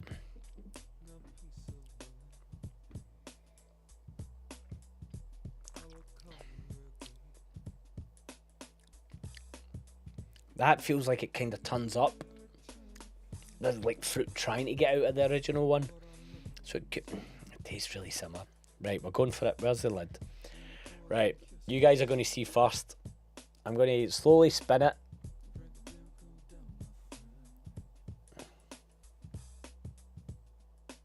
What did we get? Torevig! That explains it. The aniseediness. Torevig 7. We got the Torevig 7. The Torevig. I did call it. I did say. I think it could be Torevig. It could have been. And it was. Because I said that original bottle and just turned up at the end. That never. The aniseedness was there. I'm happy with that. I'm actually quite happy because, again, as I said, I want something that I've no got. I held off buying the Thompson Brothers bottling of Torevig. Genuinely really happy with that. Really happy with that because that's a bottle. I like Torevig. I like what they're doing. It's different. It doesn't smell or taste any different now that I know what it is, but I think that there's definitely this aniseediness note to it. I was looking for Torevig, I was looking more, and probably my fault, on a Talisker mindset or a more coastal brine, like some sort of sea salty spray in my head with Sky. Now, this is lighter, the Kalila to me, and that's why I wasn't sure. I wasn't 100% on Kalila because Kalila to me is so distinct, and that aniseed threw me off. So we'll take it. Just saying drum roll. I'll take it. I think that was good fun. This is why the mystery malts are really fun, there's an element to it, and like I know some bars are doing it. And when I popped in and I was buying the other bottle for me and my mates the other day, one of the main guys from Swiss Butter, I know he was in with his father-in-law who's Canadian, and he wanted a bottle of something that he couldn't get, and we were looking at the late signatories. There was a Ben Nevis, and there's a Manic-More that's apparently amazing as well. And then I said, I'm getting this. I'm getting the Mystery Malt. He's like, and he never knew about the Mystery Malt, and I told him. And his father-in-law's like, yeah, cool. I can't get that there. Yeah, I'll take it. And he's like, what is it? And I explained the concept and showed them the website and did all that. Thompson Bros, if you're listening, feel free. Fling some cash my way for upselling. And then, so he bought one, and then your man from Swift was like, fuck, I'm buying one for the bar. Buying one for the bar. Because you put that in the bar, and people were like, what's that? I'll have a pour of that. And I've saw other bars do multiples of them and open them. I saw whiskey clubs do it and whatever. It's just a bit of fun, but I saw the Thompson Brothers Torravig bottling, and I wanted to buy it. I did want to buy it, and I held off because I wanted to buy the Mystery Malt, and it's kind of worked out in my favour. Granted, it's a reduced proof, but I'll be really intrigued to see how that aniseed comes together over time now that the bottle's opened. And I know a lot of people don't believe in open bottles and that, but a bit of air, bit of time, I always find changes whiskey.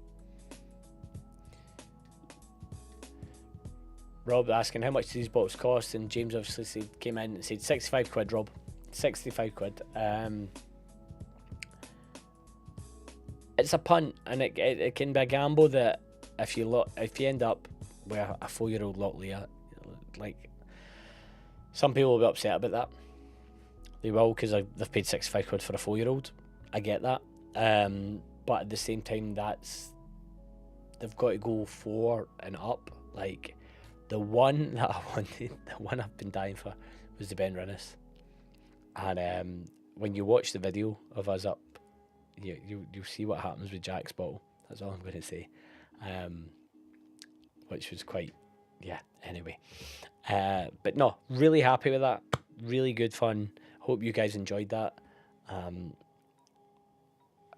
It's quite reassuring as well that my nose can drill down enough to narrow it down. Now, the Arbig one I wasn't sure about, because I wasn't sure when it said type of cask, refill butt, but normally a butt's a sherry butt, therefore it should have a bit of something, and at that age I don't think it would have an aniseed taste, but you don't know with the butt. And then Kalila, smoky, there wasn't really much left. And Donlock 5 is never going to go that way, but I will, for the benefit of everyone else, we will pour a Clynelish 9. Normally I'd shoot down to my bottlings, but if you've not seen the rest of the stream this evening, the phone was doing a bit weird stuff, tracking ghosts and whatever, so we're not going to be using that. But this one is the Clynelish 9.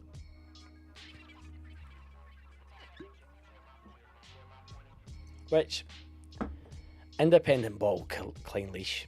It's Clynelish. If you don't know much about Clynelish, it's just a great distillery. I wish I'd had more time when I was up in Dornoch to go up. There's so much up that way.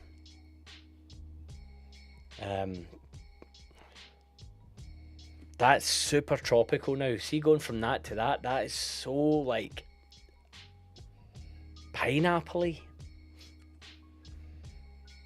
This is why I love whiskey, right? So this is exactly why I love whiskey, and this is why I love getting people into whiskey, because it's a tough road at the start. It's a bit like The Wire. If you've ever watched The Wire, first couple of episodes, tough going, a lot going on, and then once you get into it, and by the end of it, you've got 150 characters that you know every intimate detail about, and you can track them all. Same with whiskey.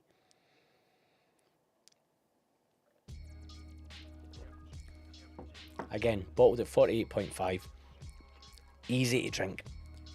The waxiness is a little bit subdued because of the proof point, I would say. I think the dilution has brought it down a little bit, but it's still there, lingers on the tongue.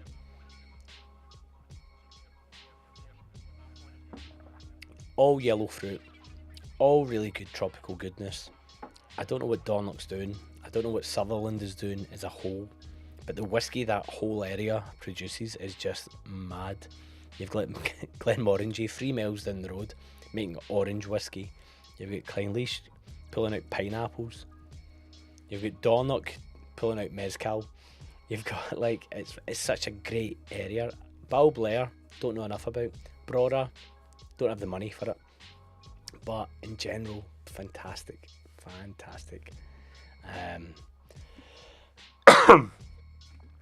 Wholly enjoyed that. I think, look, you've got a couple of options here. You've got the gamble element, the bit of fun of you don't know what you're going to get. You've got the Thompson Brothers reputation. They're putting their reputation in the line by staking a claim. Like, on the back, it's Thompson Brothers Mystery Malt, right? So they're putting their neck on the line saying, right, what we're putting out is going to be good enough. So even if it's a 4-year-old, even if it's a 28-year-old, we're comfortable enough and confident enough that you're going to enjoy it. And then you're just getting a great selection of malt. Like, I'm so happy. I have the Altmore 14 up there from batch 1. I have a Torreveg 7. I have a Clynelish 9. I am happy with those as independent bottles, as things to have, to taste, to give other people. And the fun thing is, you can do I can now do a wee flight of 3 mystery bottles, and take people on a wee bit of journey, and there's no bias. And it's a bit what SMWS used to do, where it's based on the name.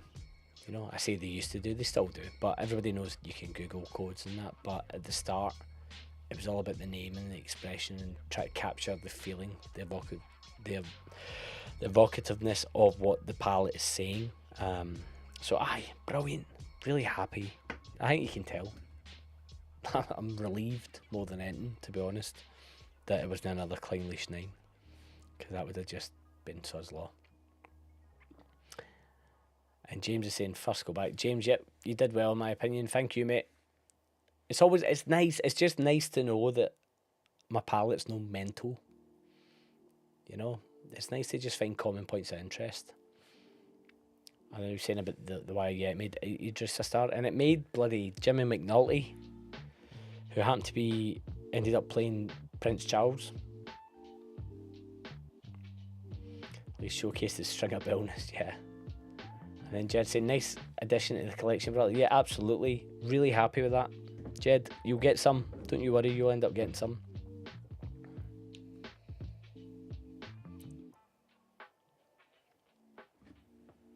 Now, time is it? Cool. We've got enough time to get into the next round of chat, which is about summertime whiskey. Now, we've already had a few of the guys mention Orchid House, and Orchid House being, if you've not had it, from Compass Box, super appley, super light. And I'm talking about the Clynelish at the moment, where I'm saying I'm getting pineapple notes, I'm getting yellow fruit, I'm getting all that. Not a lot of sherry going on in what I've picked this evening. I think there seems to be, it's almost like wine, where a lot of people go white wine summer, red wine winter, and in whiskey you find that similarities happen where sherry kind of falls back in the summer and it becomes lighter drams, it becomes maybe a bit of bourbon, maybe a bit of sweetness and whatever. I'd love to know what you guys are drinking from a summer point of view, because the majority of you guys are whiskey people, you know. If you're watching me live, you're whiskey people. If you're watching on catch up, let me know in the chat, in the comments below, what you having, what's a summer whiskey. Are you highballing it? Are you mixing it with anything? Are you cocktailing? Are you doing mint juleps? Are you doing American style old fashions and all that? Henry saying the people in the tour experience at Torreveg is well worth the trip. Yeah, Skye. I've never been to Skye. Hamish, I think most Scottish people know that Scottish people just don't get about normally. Well, I say Scottish people, Glaswegians. I don't know about Edinburgh, but Glaswegians, we don't really go north. Even my brother, who is down in London as well now, but when I told him I was going up to Aviemore and last year and we had a wonderful time, His wife, who's also Scottish, was like, we should go and do it. And he's like, why do we go up there? Because there's just this mindset of like, you go north, why would you bother? It takes ages. I think that's because in Glasgow, like a distance from East End to West End is like 15 minutes, and that's a long time. Whereas in London, east to west is like an hour and a half. So it's all relative, but I need to get to Skye. There's a million places I need to go. One of my colleagues messaged me the other night, and he's drinking a Campbelltown whiskey, and he was like, need to find a way to get to Campbelltown. And I was like, I've never been. And he's like, I cannot believe you've never been to Campbelltown. Just never been. So that's on the list. There's a million places I need to go. But on the way back, we drove by Ben Nevis. We drove through Fort William, went by Ben Nevis Distillery, and I never pulled in. So I need to go back there. A million places to go, Hamish. Always. I never even get time to get coffee with you, mate. That was on my list. I even said it before I left Dornoch. I was like, going to try and meet Hamish. The guys at Dornoch spoke so highly of you, mate. They absolutely love you up there, and I'm sure you love them. And I never even saw the vault. I never get time to see the vault either. So I need to come back up. I'll come up for one of your... I was going to say one of the golf things, but I don't have hips, so I'm not playing golf.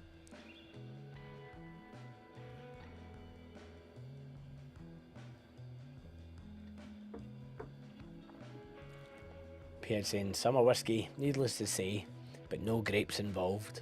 Now, for context, for anybody new here or anybody that doesn't know Petehead, right, he's a founding member of the Anti-Grape Society. So any whiskey that involves grape, it's dead to him. It's dead to him.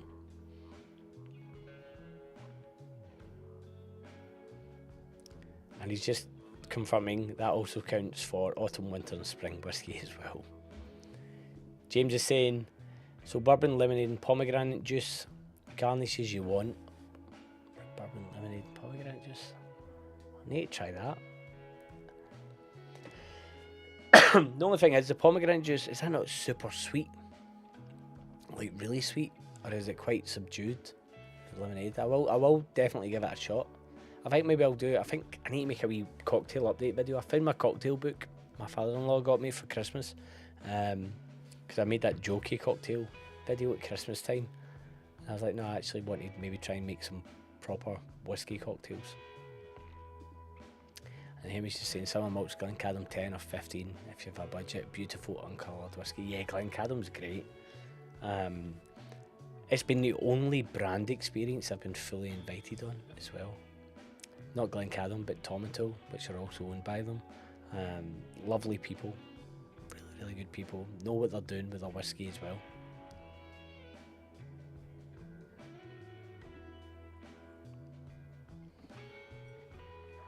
That Clynelish 9. If you get that, I think it depends on your palate and where you're at. I think that Toreveg will go down a treat in the autumn.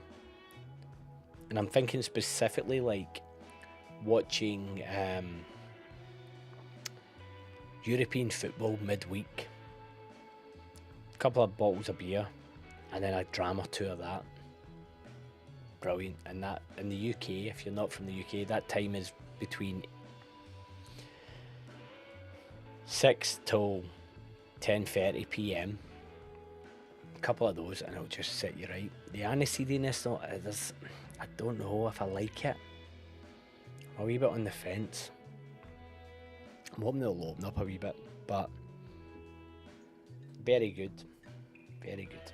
Now, because we had that Clynelish and that, I was hoping for that waxiness, I think we should move on to back to Dornoch, bottled Teeth Mill. Now, when I was up there, and you'll see in the video when I put it out, got to have a wee trip around the warehouse, which was really eye-opening. The HQ. So everybody thinks Dornoch Distillery, and I saw Dornoch Distillery. Big shout out to the guys there. I say guys, it's one person.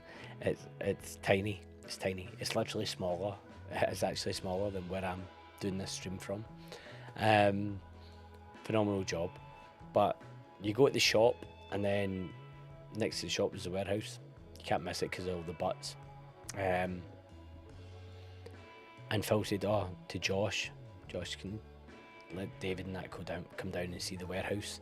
And it was so eye-opening, because you kind of forget at times. You think Thompson Brothers, they're everywhere, man. Like everybody, like we all know them. They're churning out bottles and bottles and bottles. And Josh or Jack has basically hand-filled this, corked it, stripped, like did the bottle cap, put the labels on. It's a 1-man / 2-man operation at most. They can fill a maximum of 4 bottles at a time. It's so eye-opening, and it just makes you appreciate them even more. The passion involved in the lifestyle. And Josh's puppy, 9 months old, was there. He's just beautiful, big, bouncy boy.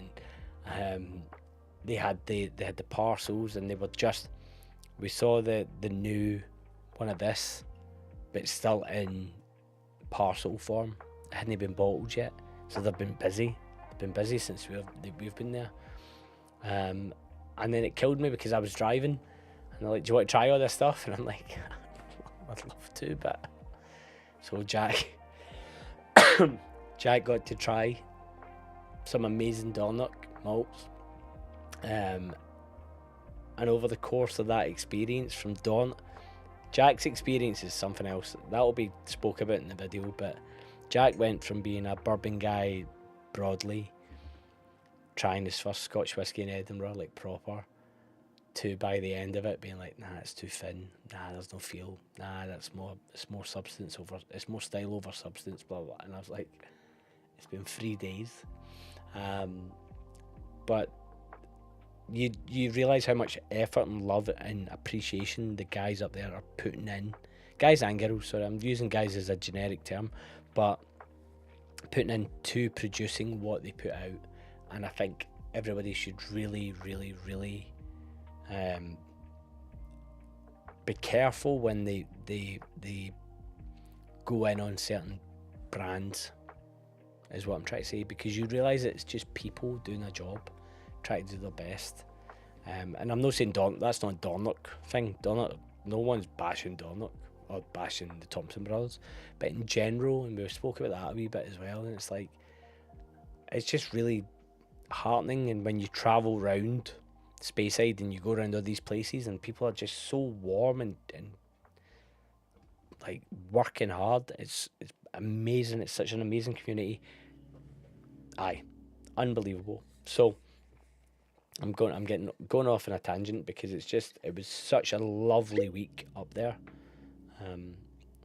That if you ever get the chance, if you've never been to Dornoch but you have the chance somehow to jump in the car or get a bus or find a way, get a helicopter. We had people come up to us and ask if we were the ones. A little girl and her gran came up and asked if me and Jack had came in on the helicopter.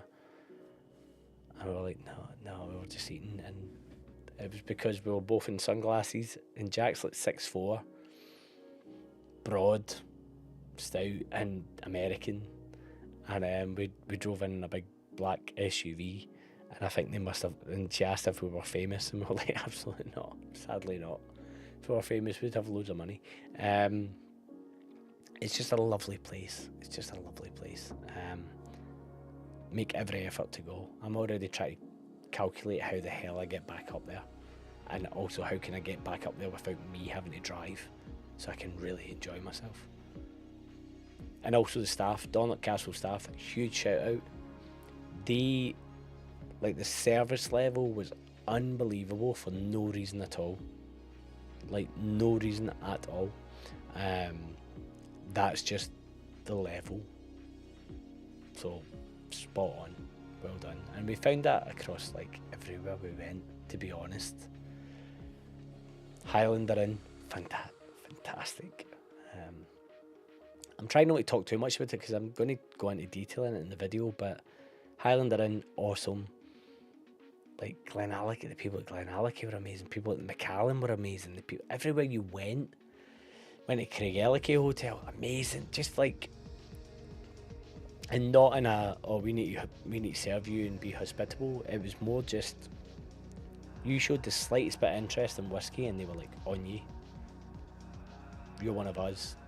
Join in. Right. Sorry, we're on a wee tangent there. Billy's favourite whiskies for me have been Glencairn 13, Hazelburn 10 and Clynelish 14. Yeah. Aside from like Hazelburn, I'm assuming bourbon casks as well, like just a really fruity niceness to them. Could you in, evening mate, don't worry, you can always catch up, but pleasure to have you in. Amy saying midweek drams under the lights, getting the first leg over. Exactly. Getting any leg over.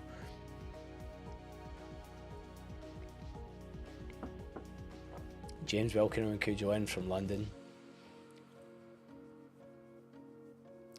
Jamie loves in. Evening David and Whisky folks, joining with a bargain auction drum of Ardbeg 8-year-old for discussion, Slanger.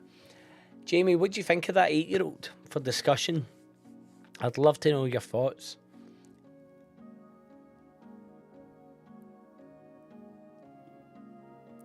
I'm saying someday I'll get there. Oh, you'll get there, mate. Honestly, it's get to Scotland and then just figure it out. I met people in the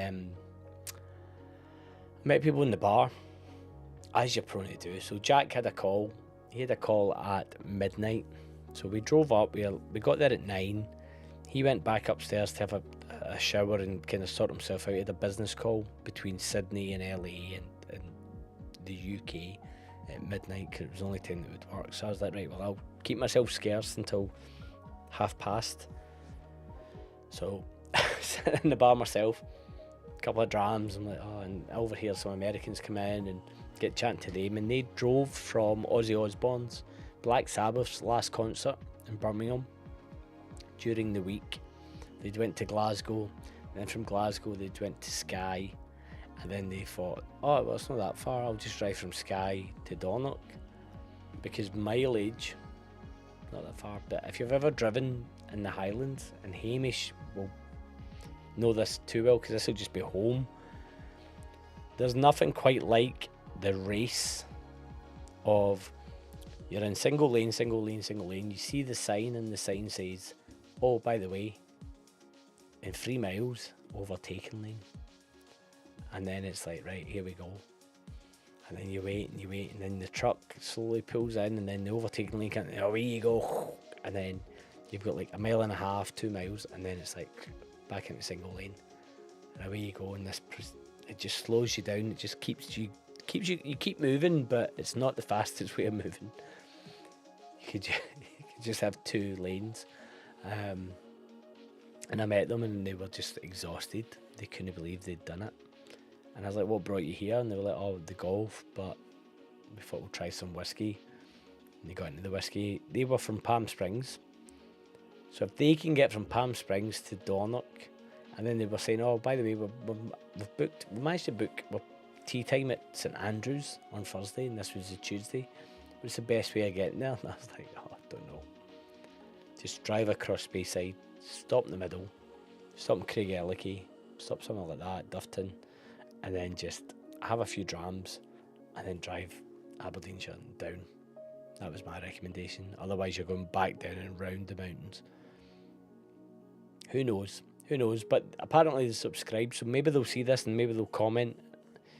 I don't think they'll be watching live, but maybe they'll comment in the catch up if they can manage to stick it out a good 2 hours to get to this question.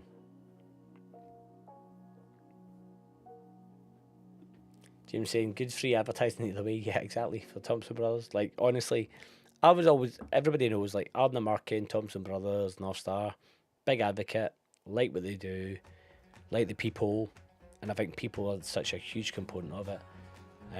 So I always not push them, but always talk about them. But aye, free advertising all the time. A few more shows in the bottle will arrive, I hope. No bottle needed.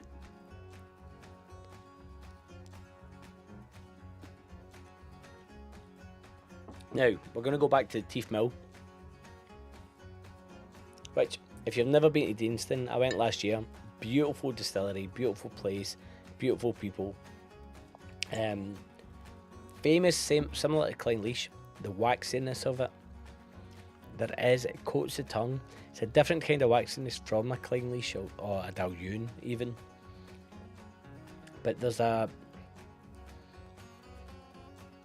would say there's a dullness to the palate a little bit.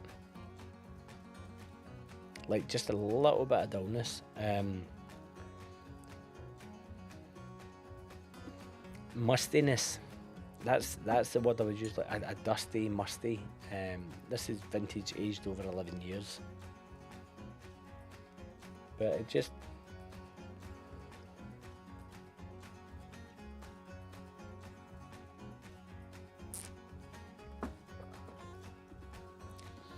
Jim's asking, any tips from your man at North Star for the next batch? No, Marcus does not give me any tips, sadly.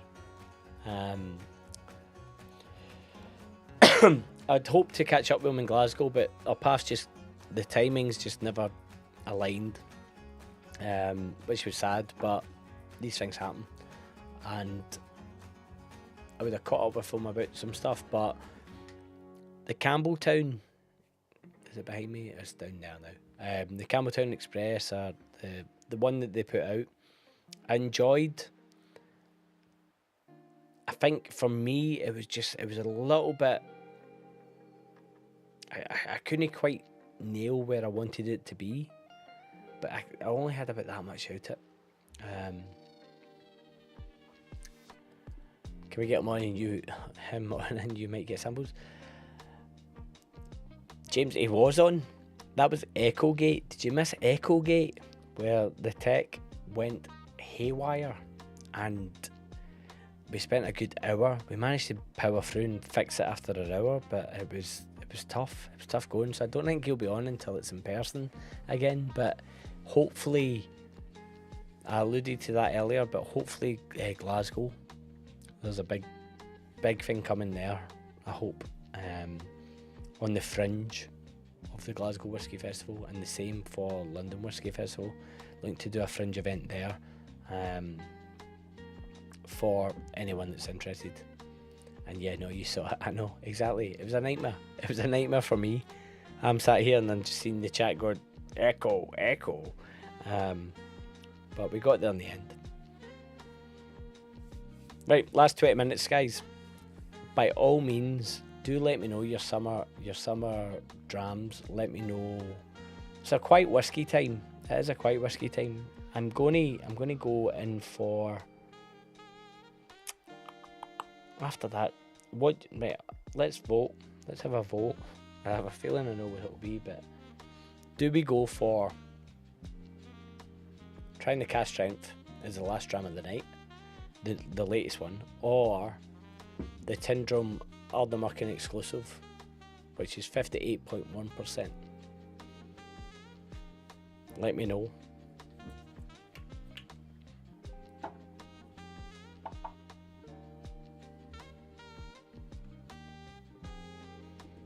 Connection. I keep calling it the Express. It's because it's got the train on it.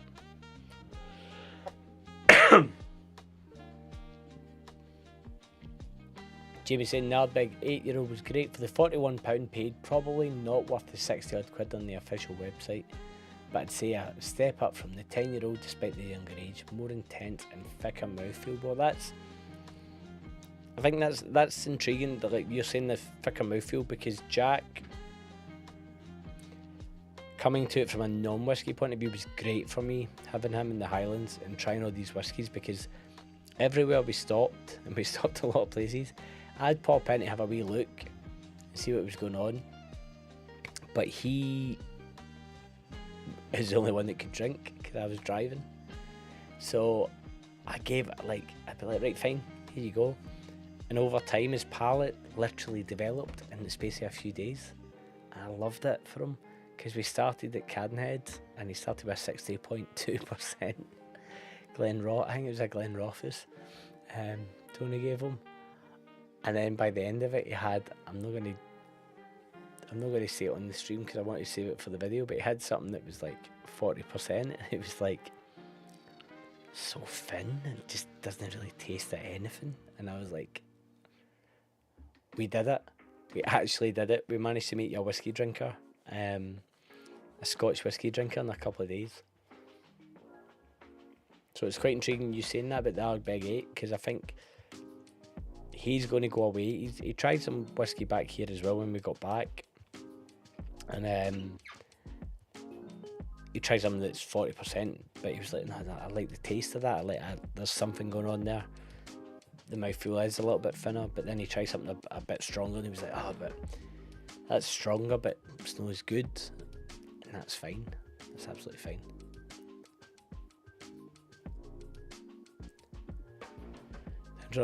Tin drum. Hamish is going for Springbank. Lauren saying legs. Let me get this right. I'm going to pronounce this wrong. Say like necrosity for a summer dram. Tony's in. Tony's saying I echo Petehead's vote. Hi Frank. Tin drum vote. I think Tin drum's winning here. You're saying not quite a summer dram, but he'd recommend Signatory Macallan. Tony. Just the cheap 48.2% batches. Tin drum. Here we go. Right, so it's going to be Tin drum. It's the last one. So Springbank. See, this is why we've got a great crowd in here, because it's not just about getting on the exclusive.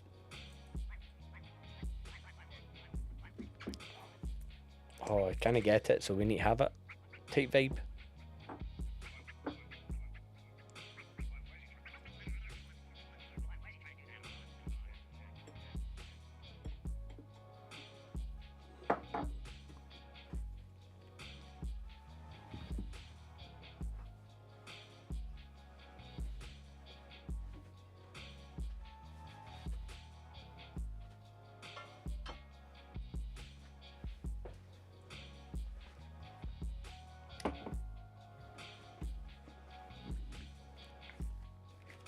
Make sure we get a clean glass. Right.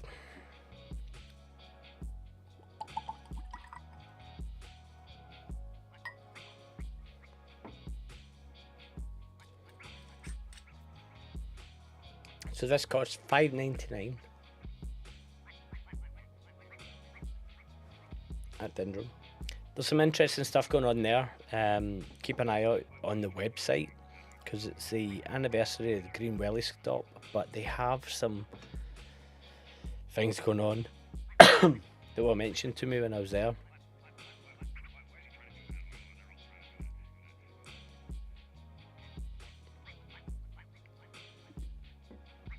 Hydrate. Always.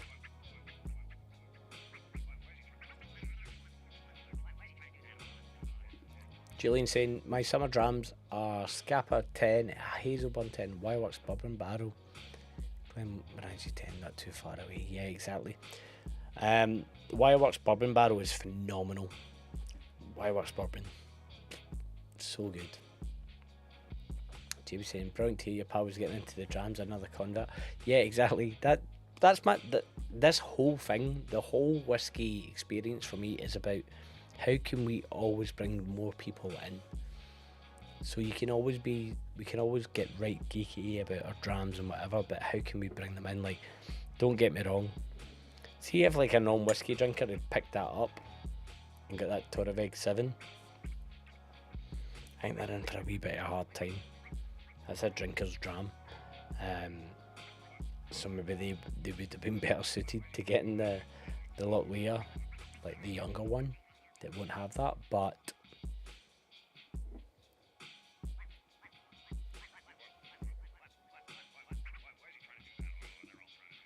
yeah, I think, David, honestly, I think most like ex-bourbon, it was really this. We went to Macallan, I'm going to do a separate video about Macallan, but it was great. It was really good. The distillery is just unbelievable. And for as much as you can hate on the brand and you can hate what they're doing with the whiskey, and you can go, when you go, you're just like, wow. Like, genuinely, your mind's blown. It's unbelievable experience. The saddest thing was they are now exclusively sherry. Exclusively sherry. The best Macallan I've ever had is ex-bourbon. And that made me sad.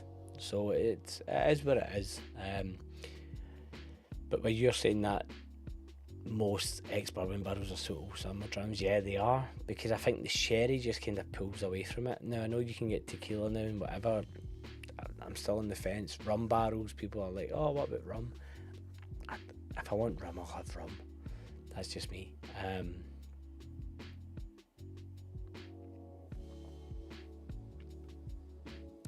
And then James saying, yeah, only the Scotch and restaurants have access to Springbank 12 cash. No, mate, it's not even the restaurants, it's just me. I just take the English supply. It just comes into me and then I distribute it. I assume that shed gets hot, mate. Who are you calling a shed? This is a lodge. This is a black lodge. Never forget it. Norrin saying Hazelburn 10, great call. Yeah, Hazelburn 10's a fantastic dram as well.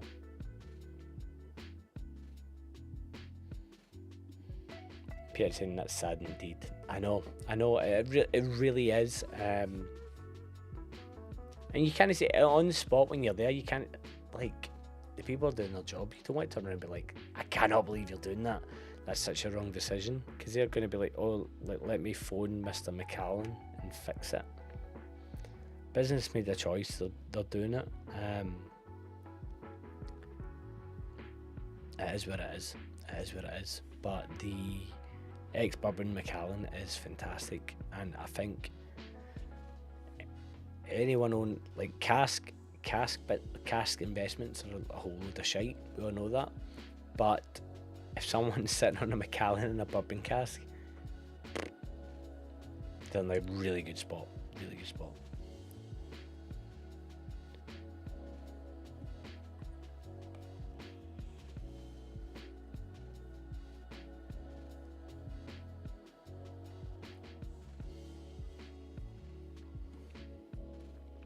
I'm not getting a lot of the usual briny kind of coastal that I get with Ardnamurchan. Getting a lot of sherry. Not much smoke. Billy, appreciate you. Thank you for joining this evening. We're only going to be on, we've got another 10 minutes, so you're not going to miss much. But appreciate you joining us as always.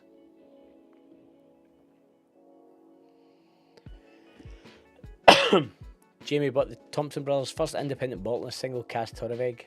Lovely and intense, but definitely puts hairs in your chest. Jamie, I reckon I would hazard a guess that some of that is in that, but diluted down. I just think that only came out recently. Does it have an aniseedy, like an anise, kind of star anise on the nose? I'd love to know. Doran's finishing with Cahoman Maccabee cash strength. Great, very coastal, very farmy, like very farmy, like farmland.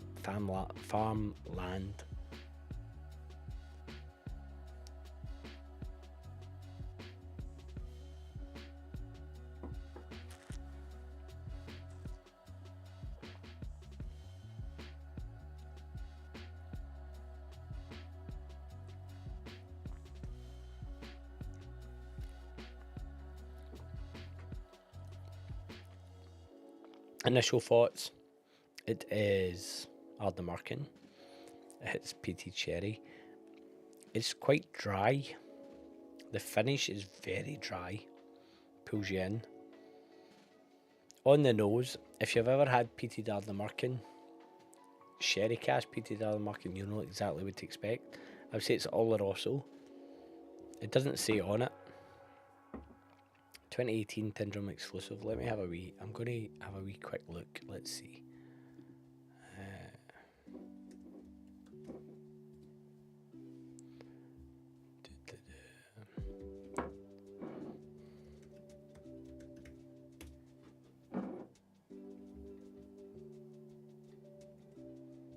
And you can join me rather than watch my big head. Let's do that. Let's see if it works.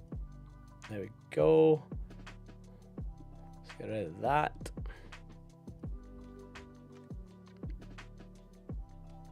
$92.50 it is a bottle.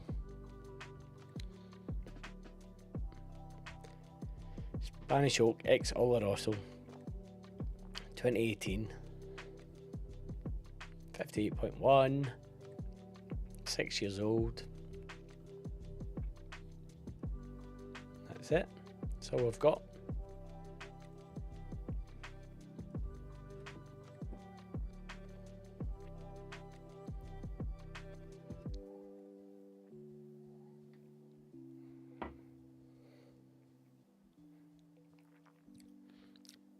It has a lovely body to it. The body to it is really enjoyable. If you like peat, if you like Oloroso, they're lovely. They're married really well together. Still has the whiskey influence, and by that I mean it's not lost. You can tell it. Could you tell it's Ardnamurchan? Probably. I think it's just it's missing a wee bit of the briny sea salt. That's all that's missing. But aside from that, wonderful dram. And I've still kept, thankfully, half back. If you're new here, the glasses I use are a wee bit deceptive. The pores can look big, but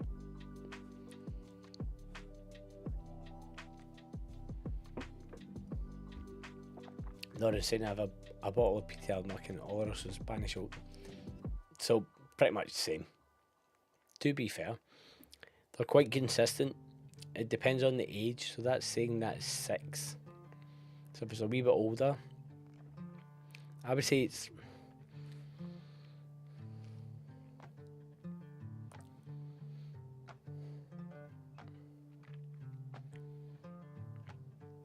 I don't want to be harsh. I think at 8, 9, that would be. It's almost like a kind of wee palate, where it kind of overloads the palate a wee bit. I think at 8 there'd be more cohesion between the two. If that makes sense. Alan's asking, what are the glasses, David? These were charity shop pickups, so these are just sherry capitas. You can get them in all different shapes. I enjoy having them because, like, you have a Glencairn, right? And then you pour the same measure. So, well, let's do it. Why not?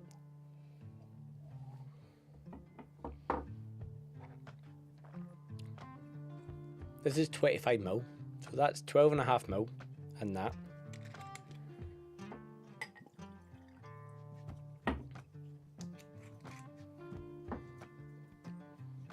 I get that, right? And that's enough. That's more than enough to get your nose in, getting engaged. Then you have in there, and it just doesn't look like it's enough. You feel like you need to be up here to be like properly like engaging with it. But with these, I just prefer them, to be honest. I have them and I have other little ones. So have a look on. I picked them up in a charity shop. They're like Vinted, eBay, whatever. They're always really, really good. James saying I'll be getting the Wireworks and equals Evil Stout next, I think. See if they charge under 70 quid. If it's stout for me, mate, I don't touch stout casks. I don't touch beer cask. Just can't be dealing with it. It just doesn't work for me. And that's my palate. That's not saying it's good or bad. Just they don't land for me at all. Lauren saying that was actually the first bottle of Ardnamurchan I ever bought. Yeah, like the single cask then. Blue bottle. Because you're saying I've been searching for an 8-year-old Oloroso PD from Ardnamurchan. I haven't got one yet, but on the lookout. They must be coming. They must be coming. Or be out there. I've got... hang on. Again. Excuse me while I just go and check a bottle.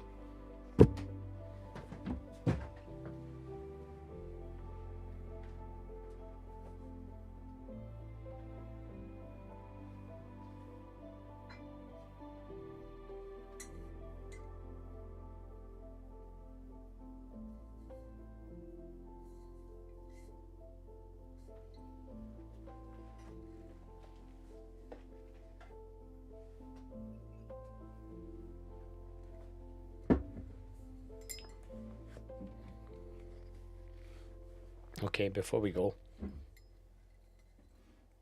out of curiosity,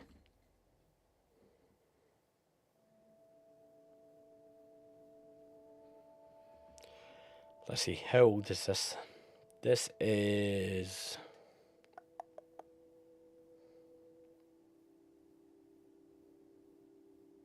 I never understand these Ardnamurchan labels. 2023, and was... I think this is 8 years old, maybe. And you were looking for Oloroso peated, and I have Oloroso peated.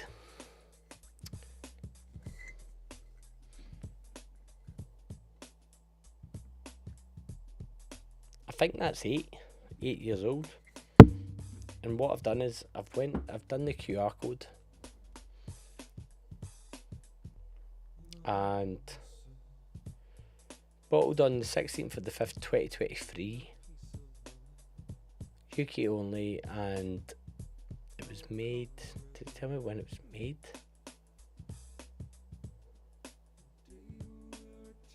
Barley mashing.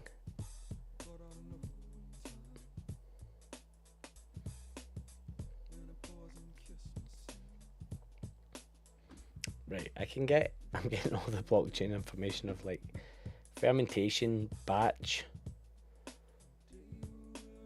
mash water, temperature.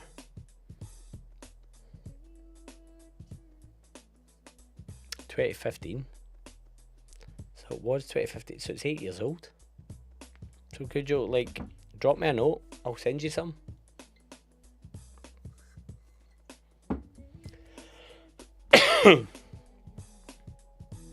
I had a feeling I had done Oloroso peated. That's mad.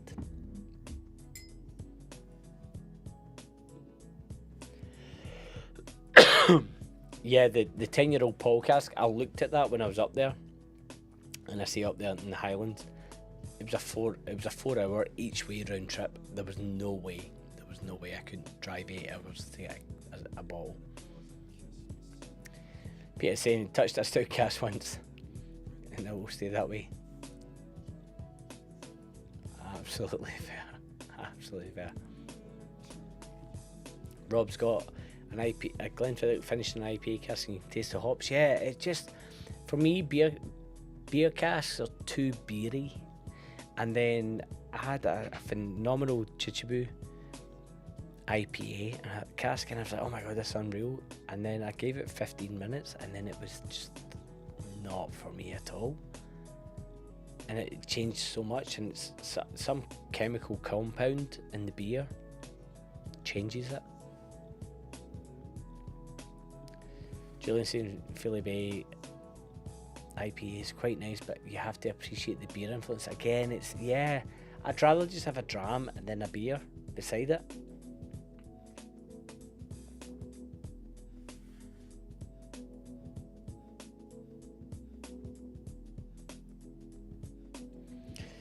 James saying, yeah, they went all kind of things for the experience, a large family to keep happy as well. Fair enough. Still loving the chocolate and all varieties. Right, guys, it is now 12:02, coming to the end of the stream. As always, really appreciate all your support. I'm going to give another shout out to the Patreons that help keep all this going. If you want to join, patreon.com, drinks whiskey.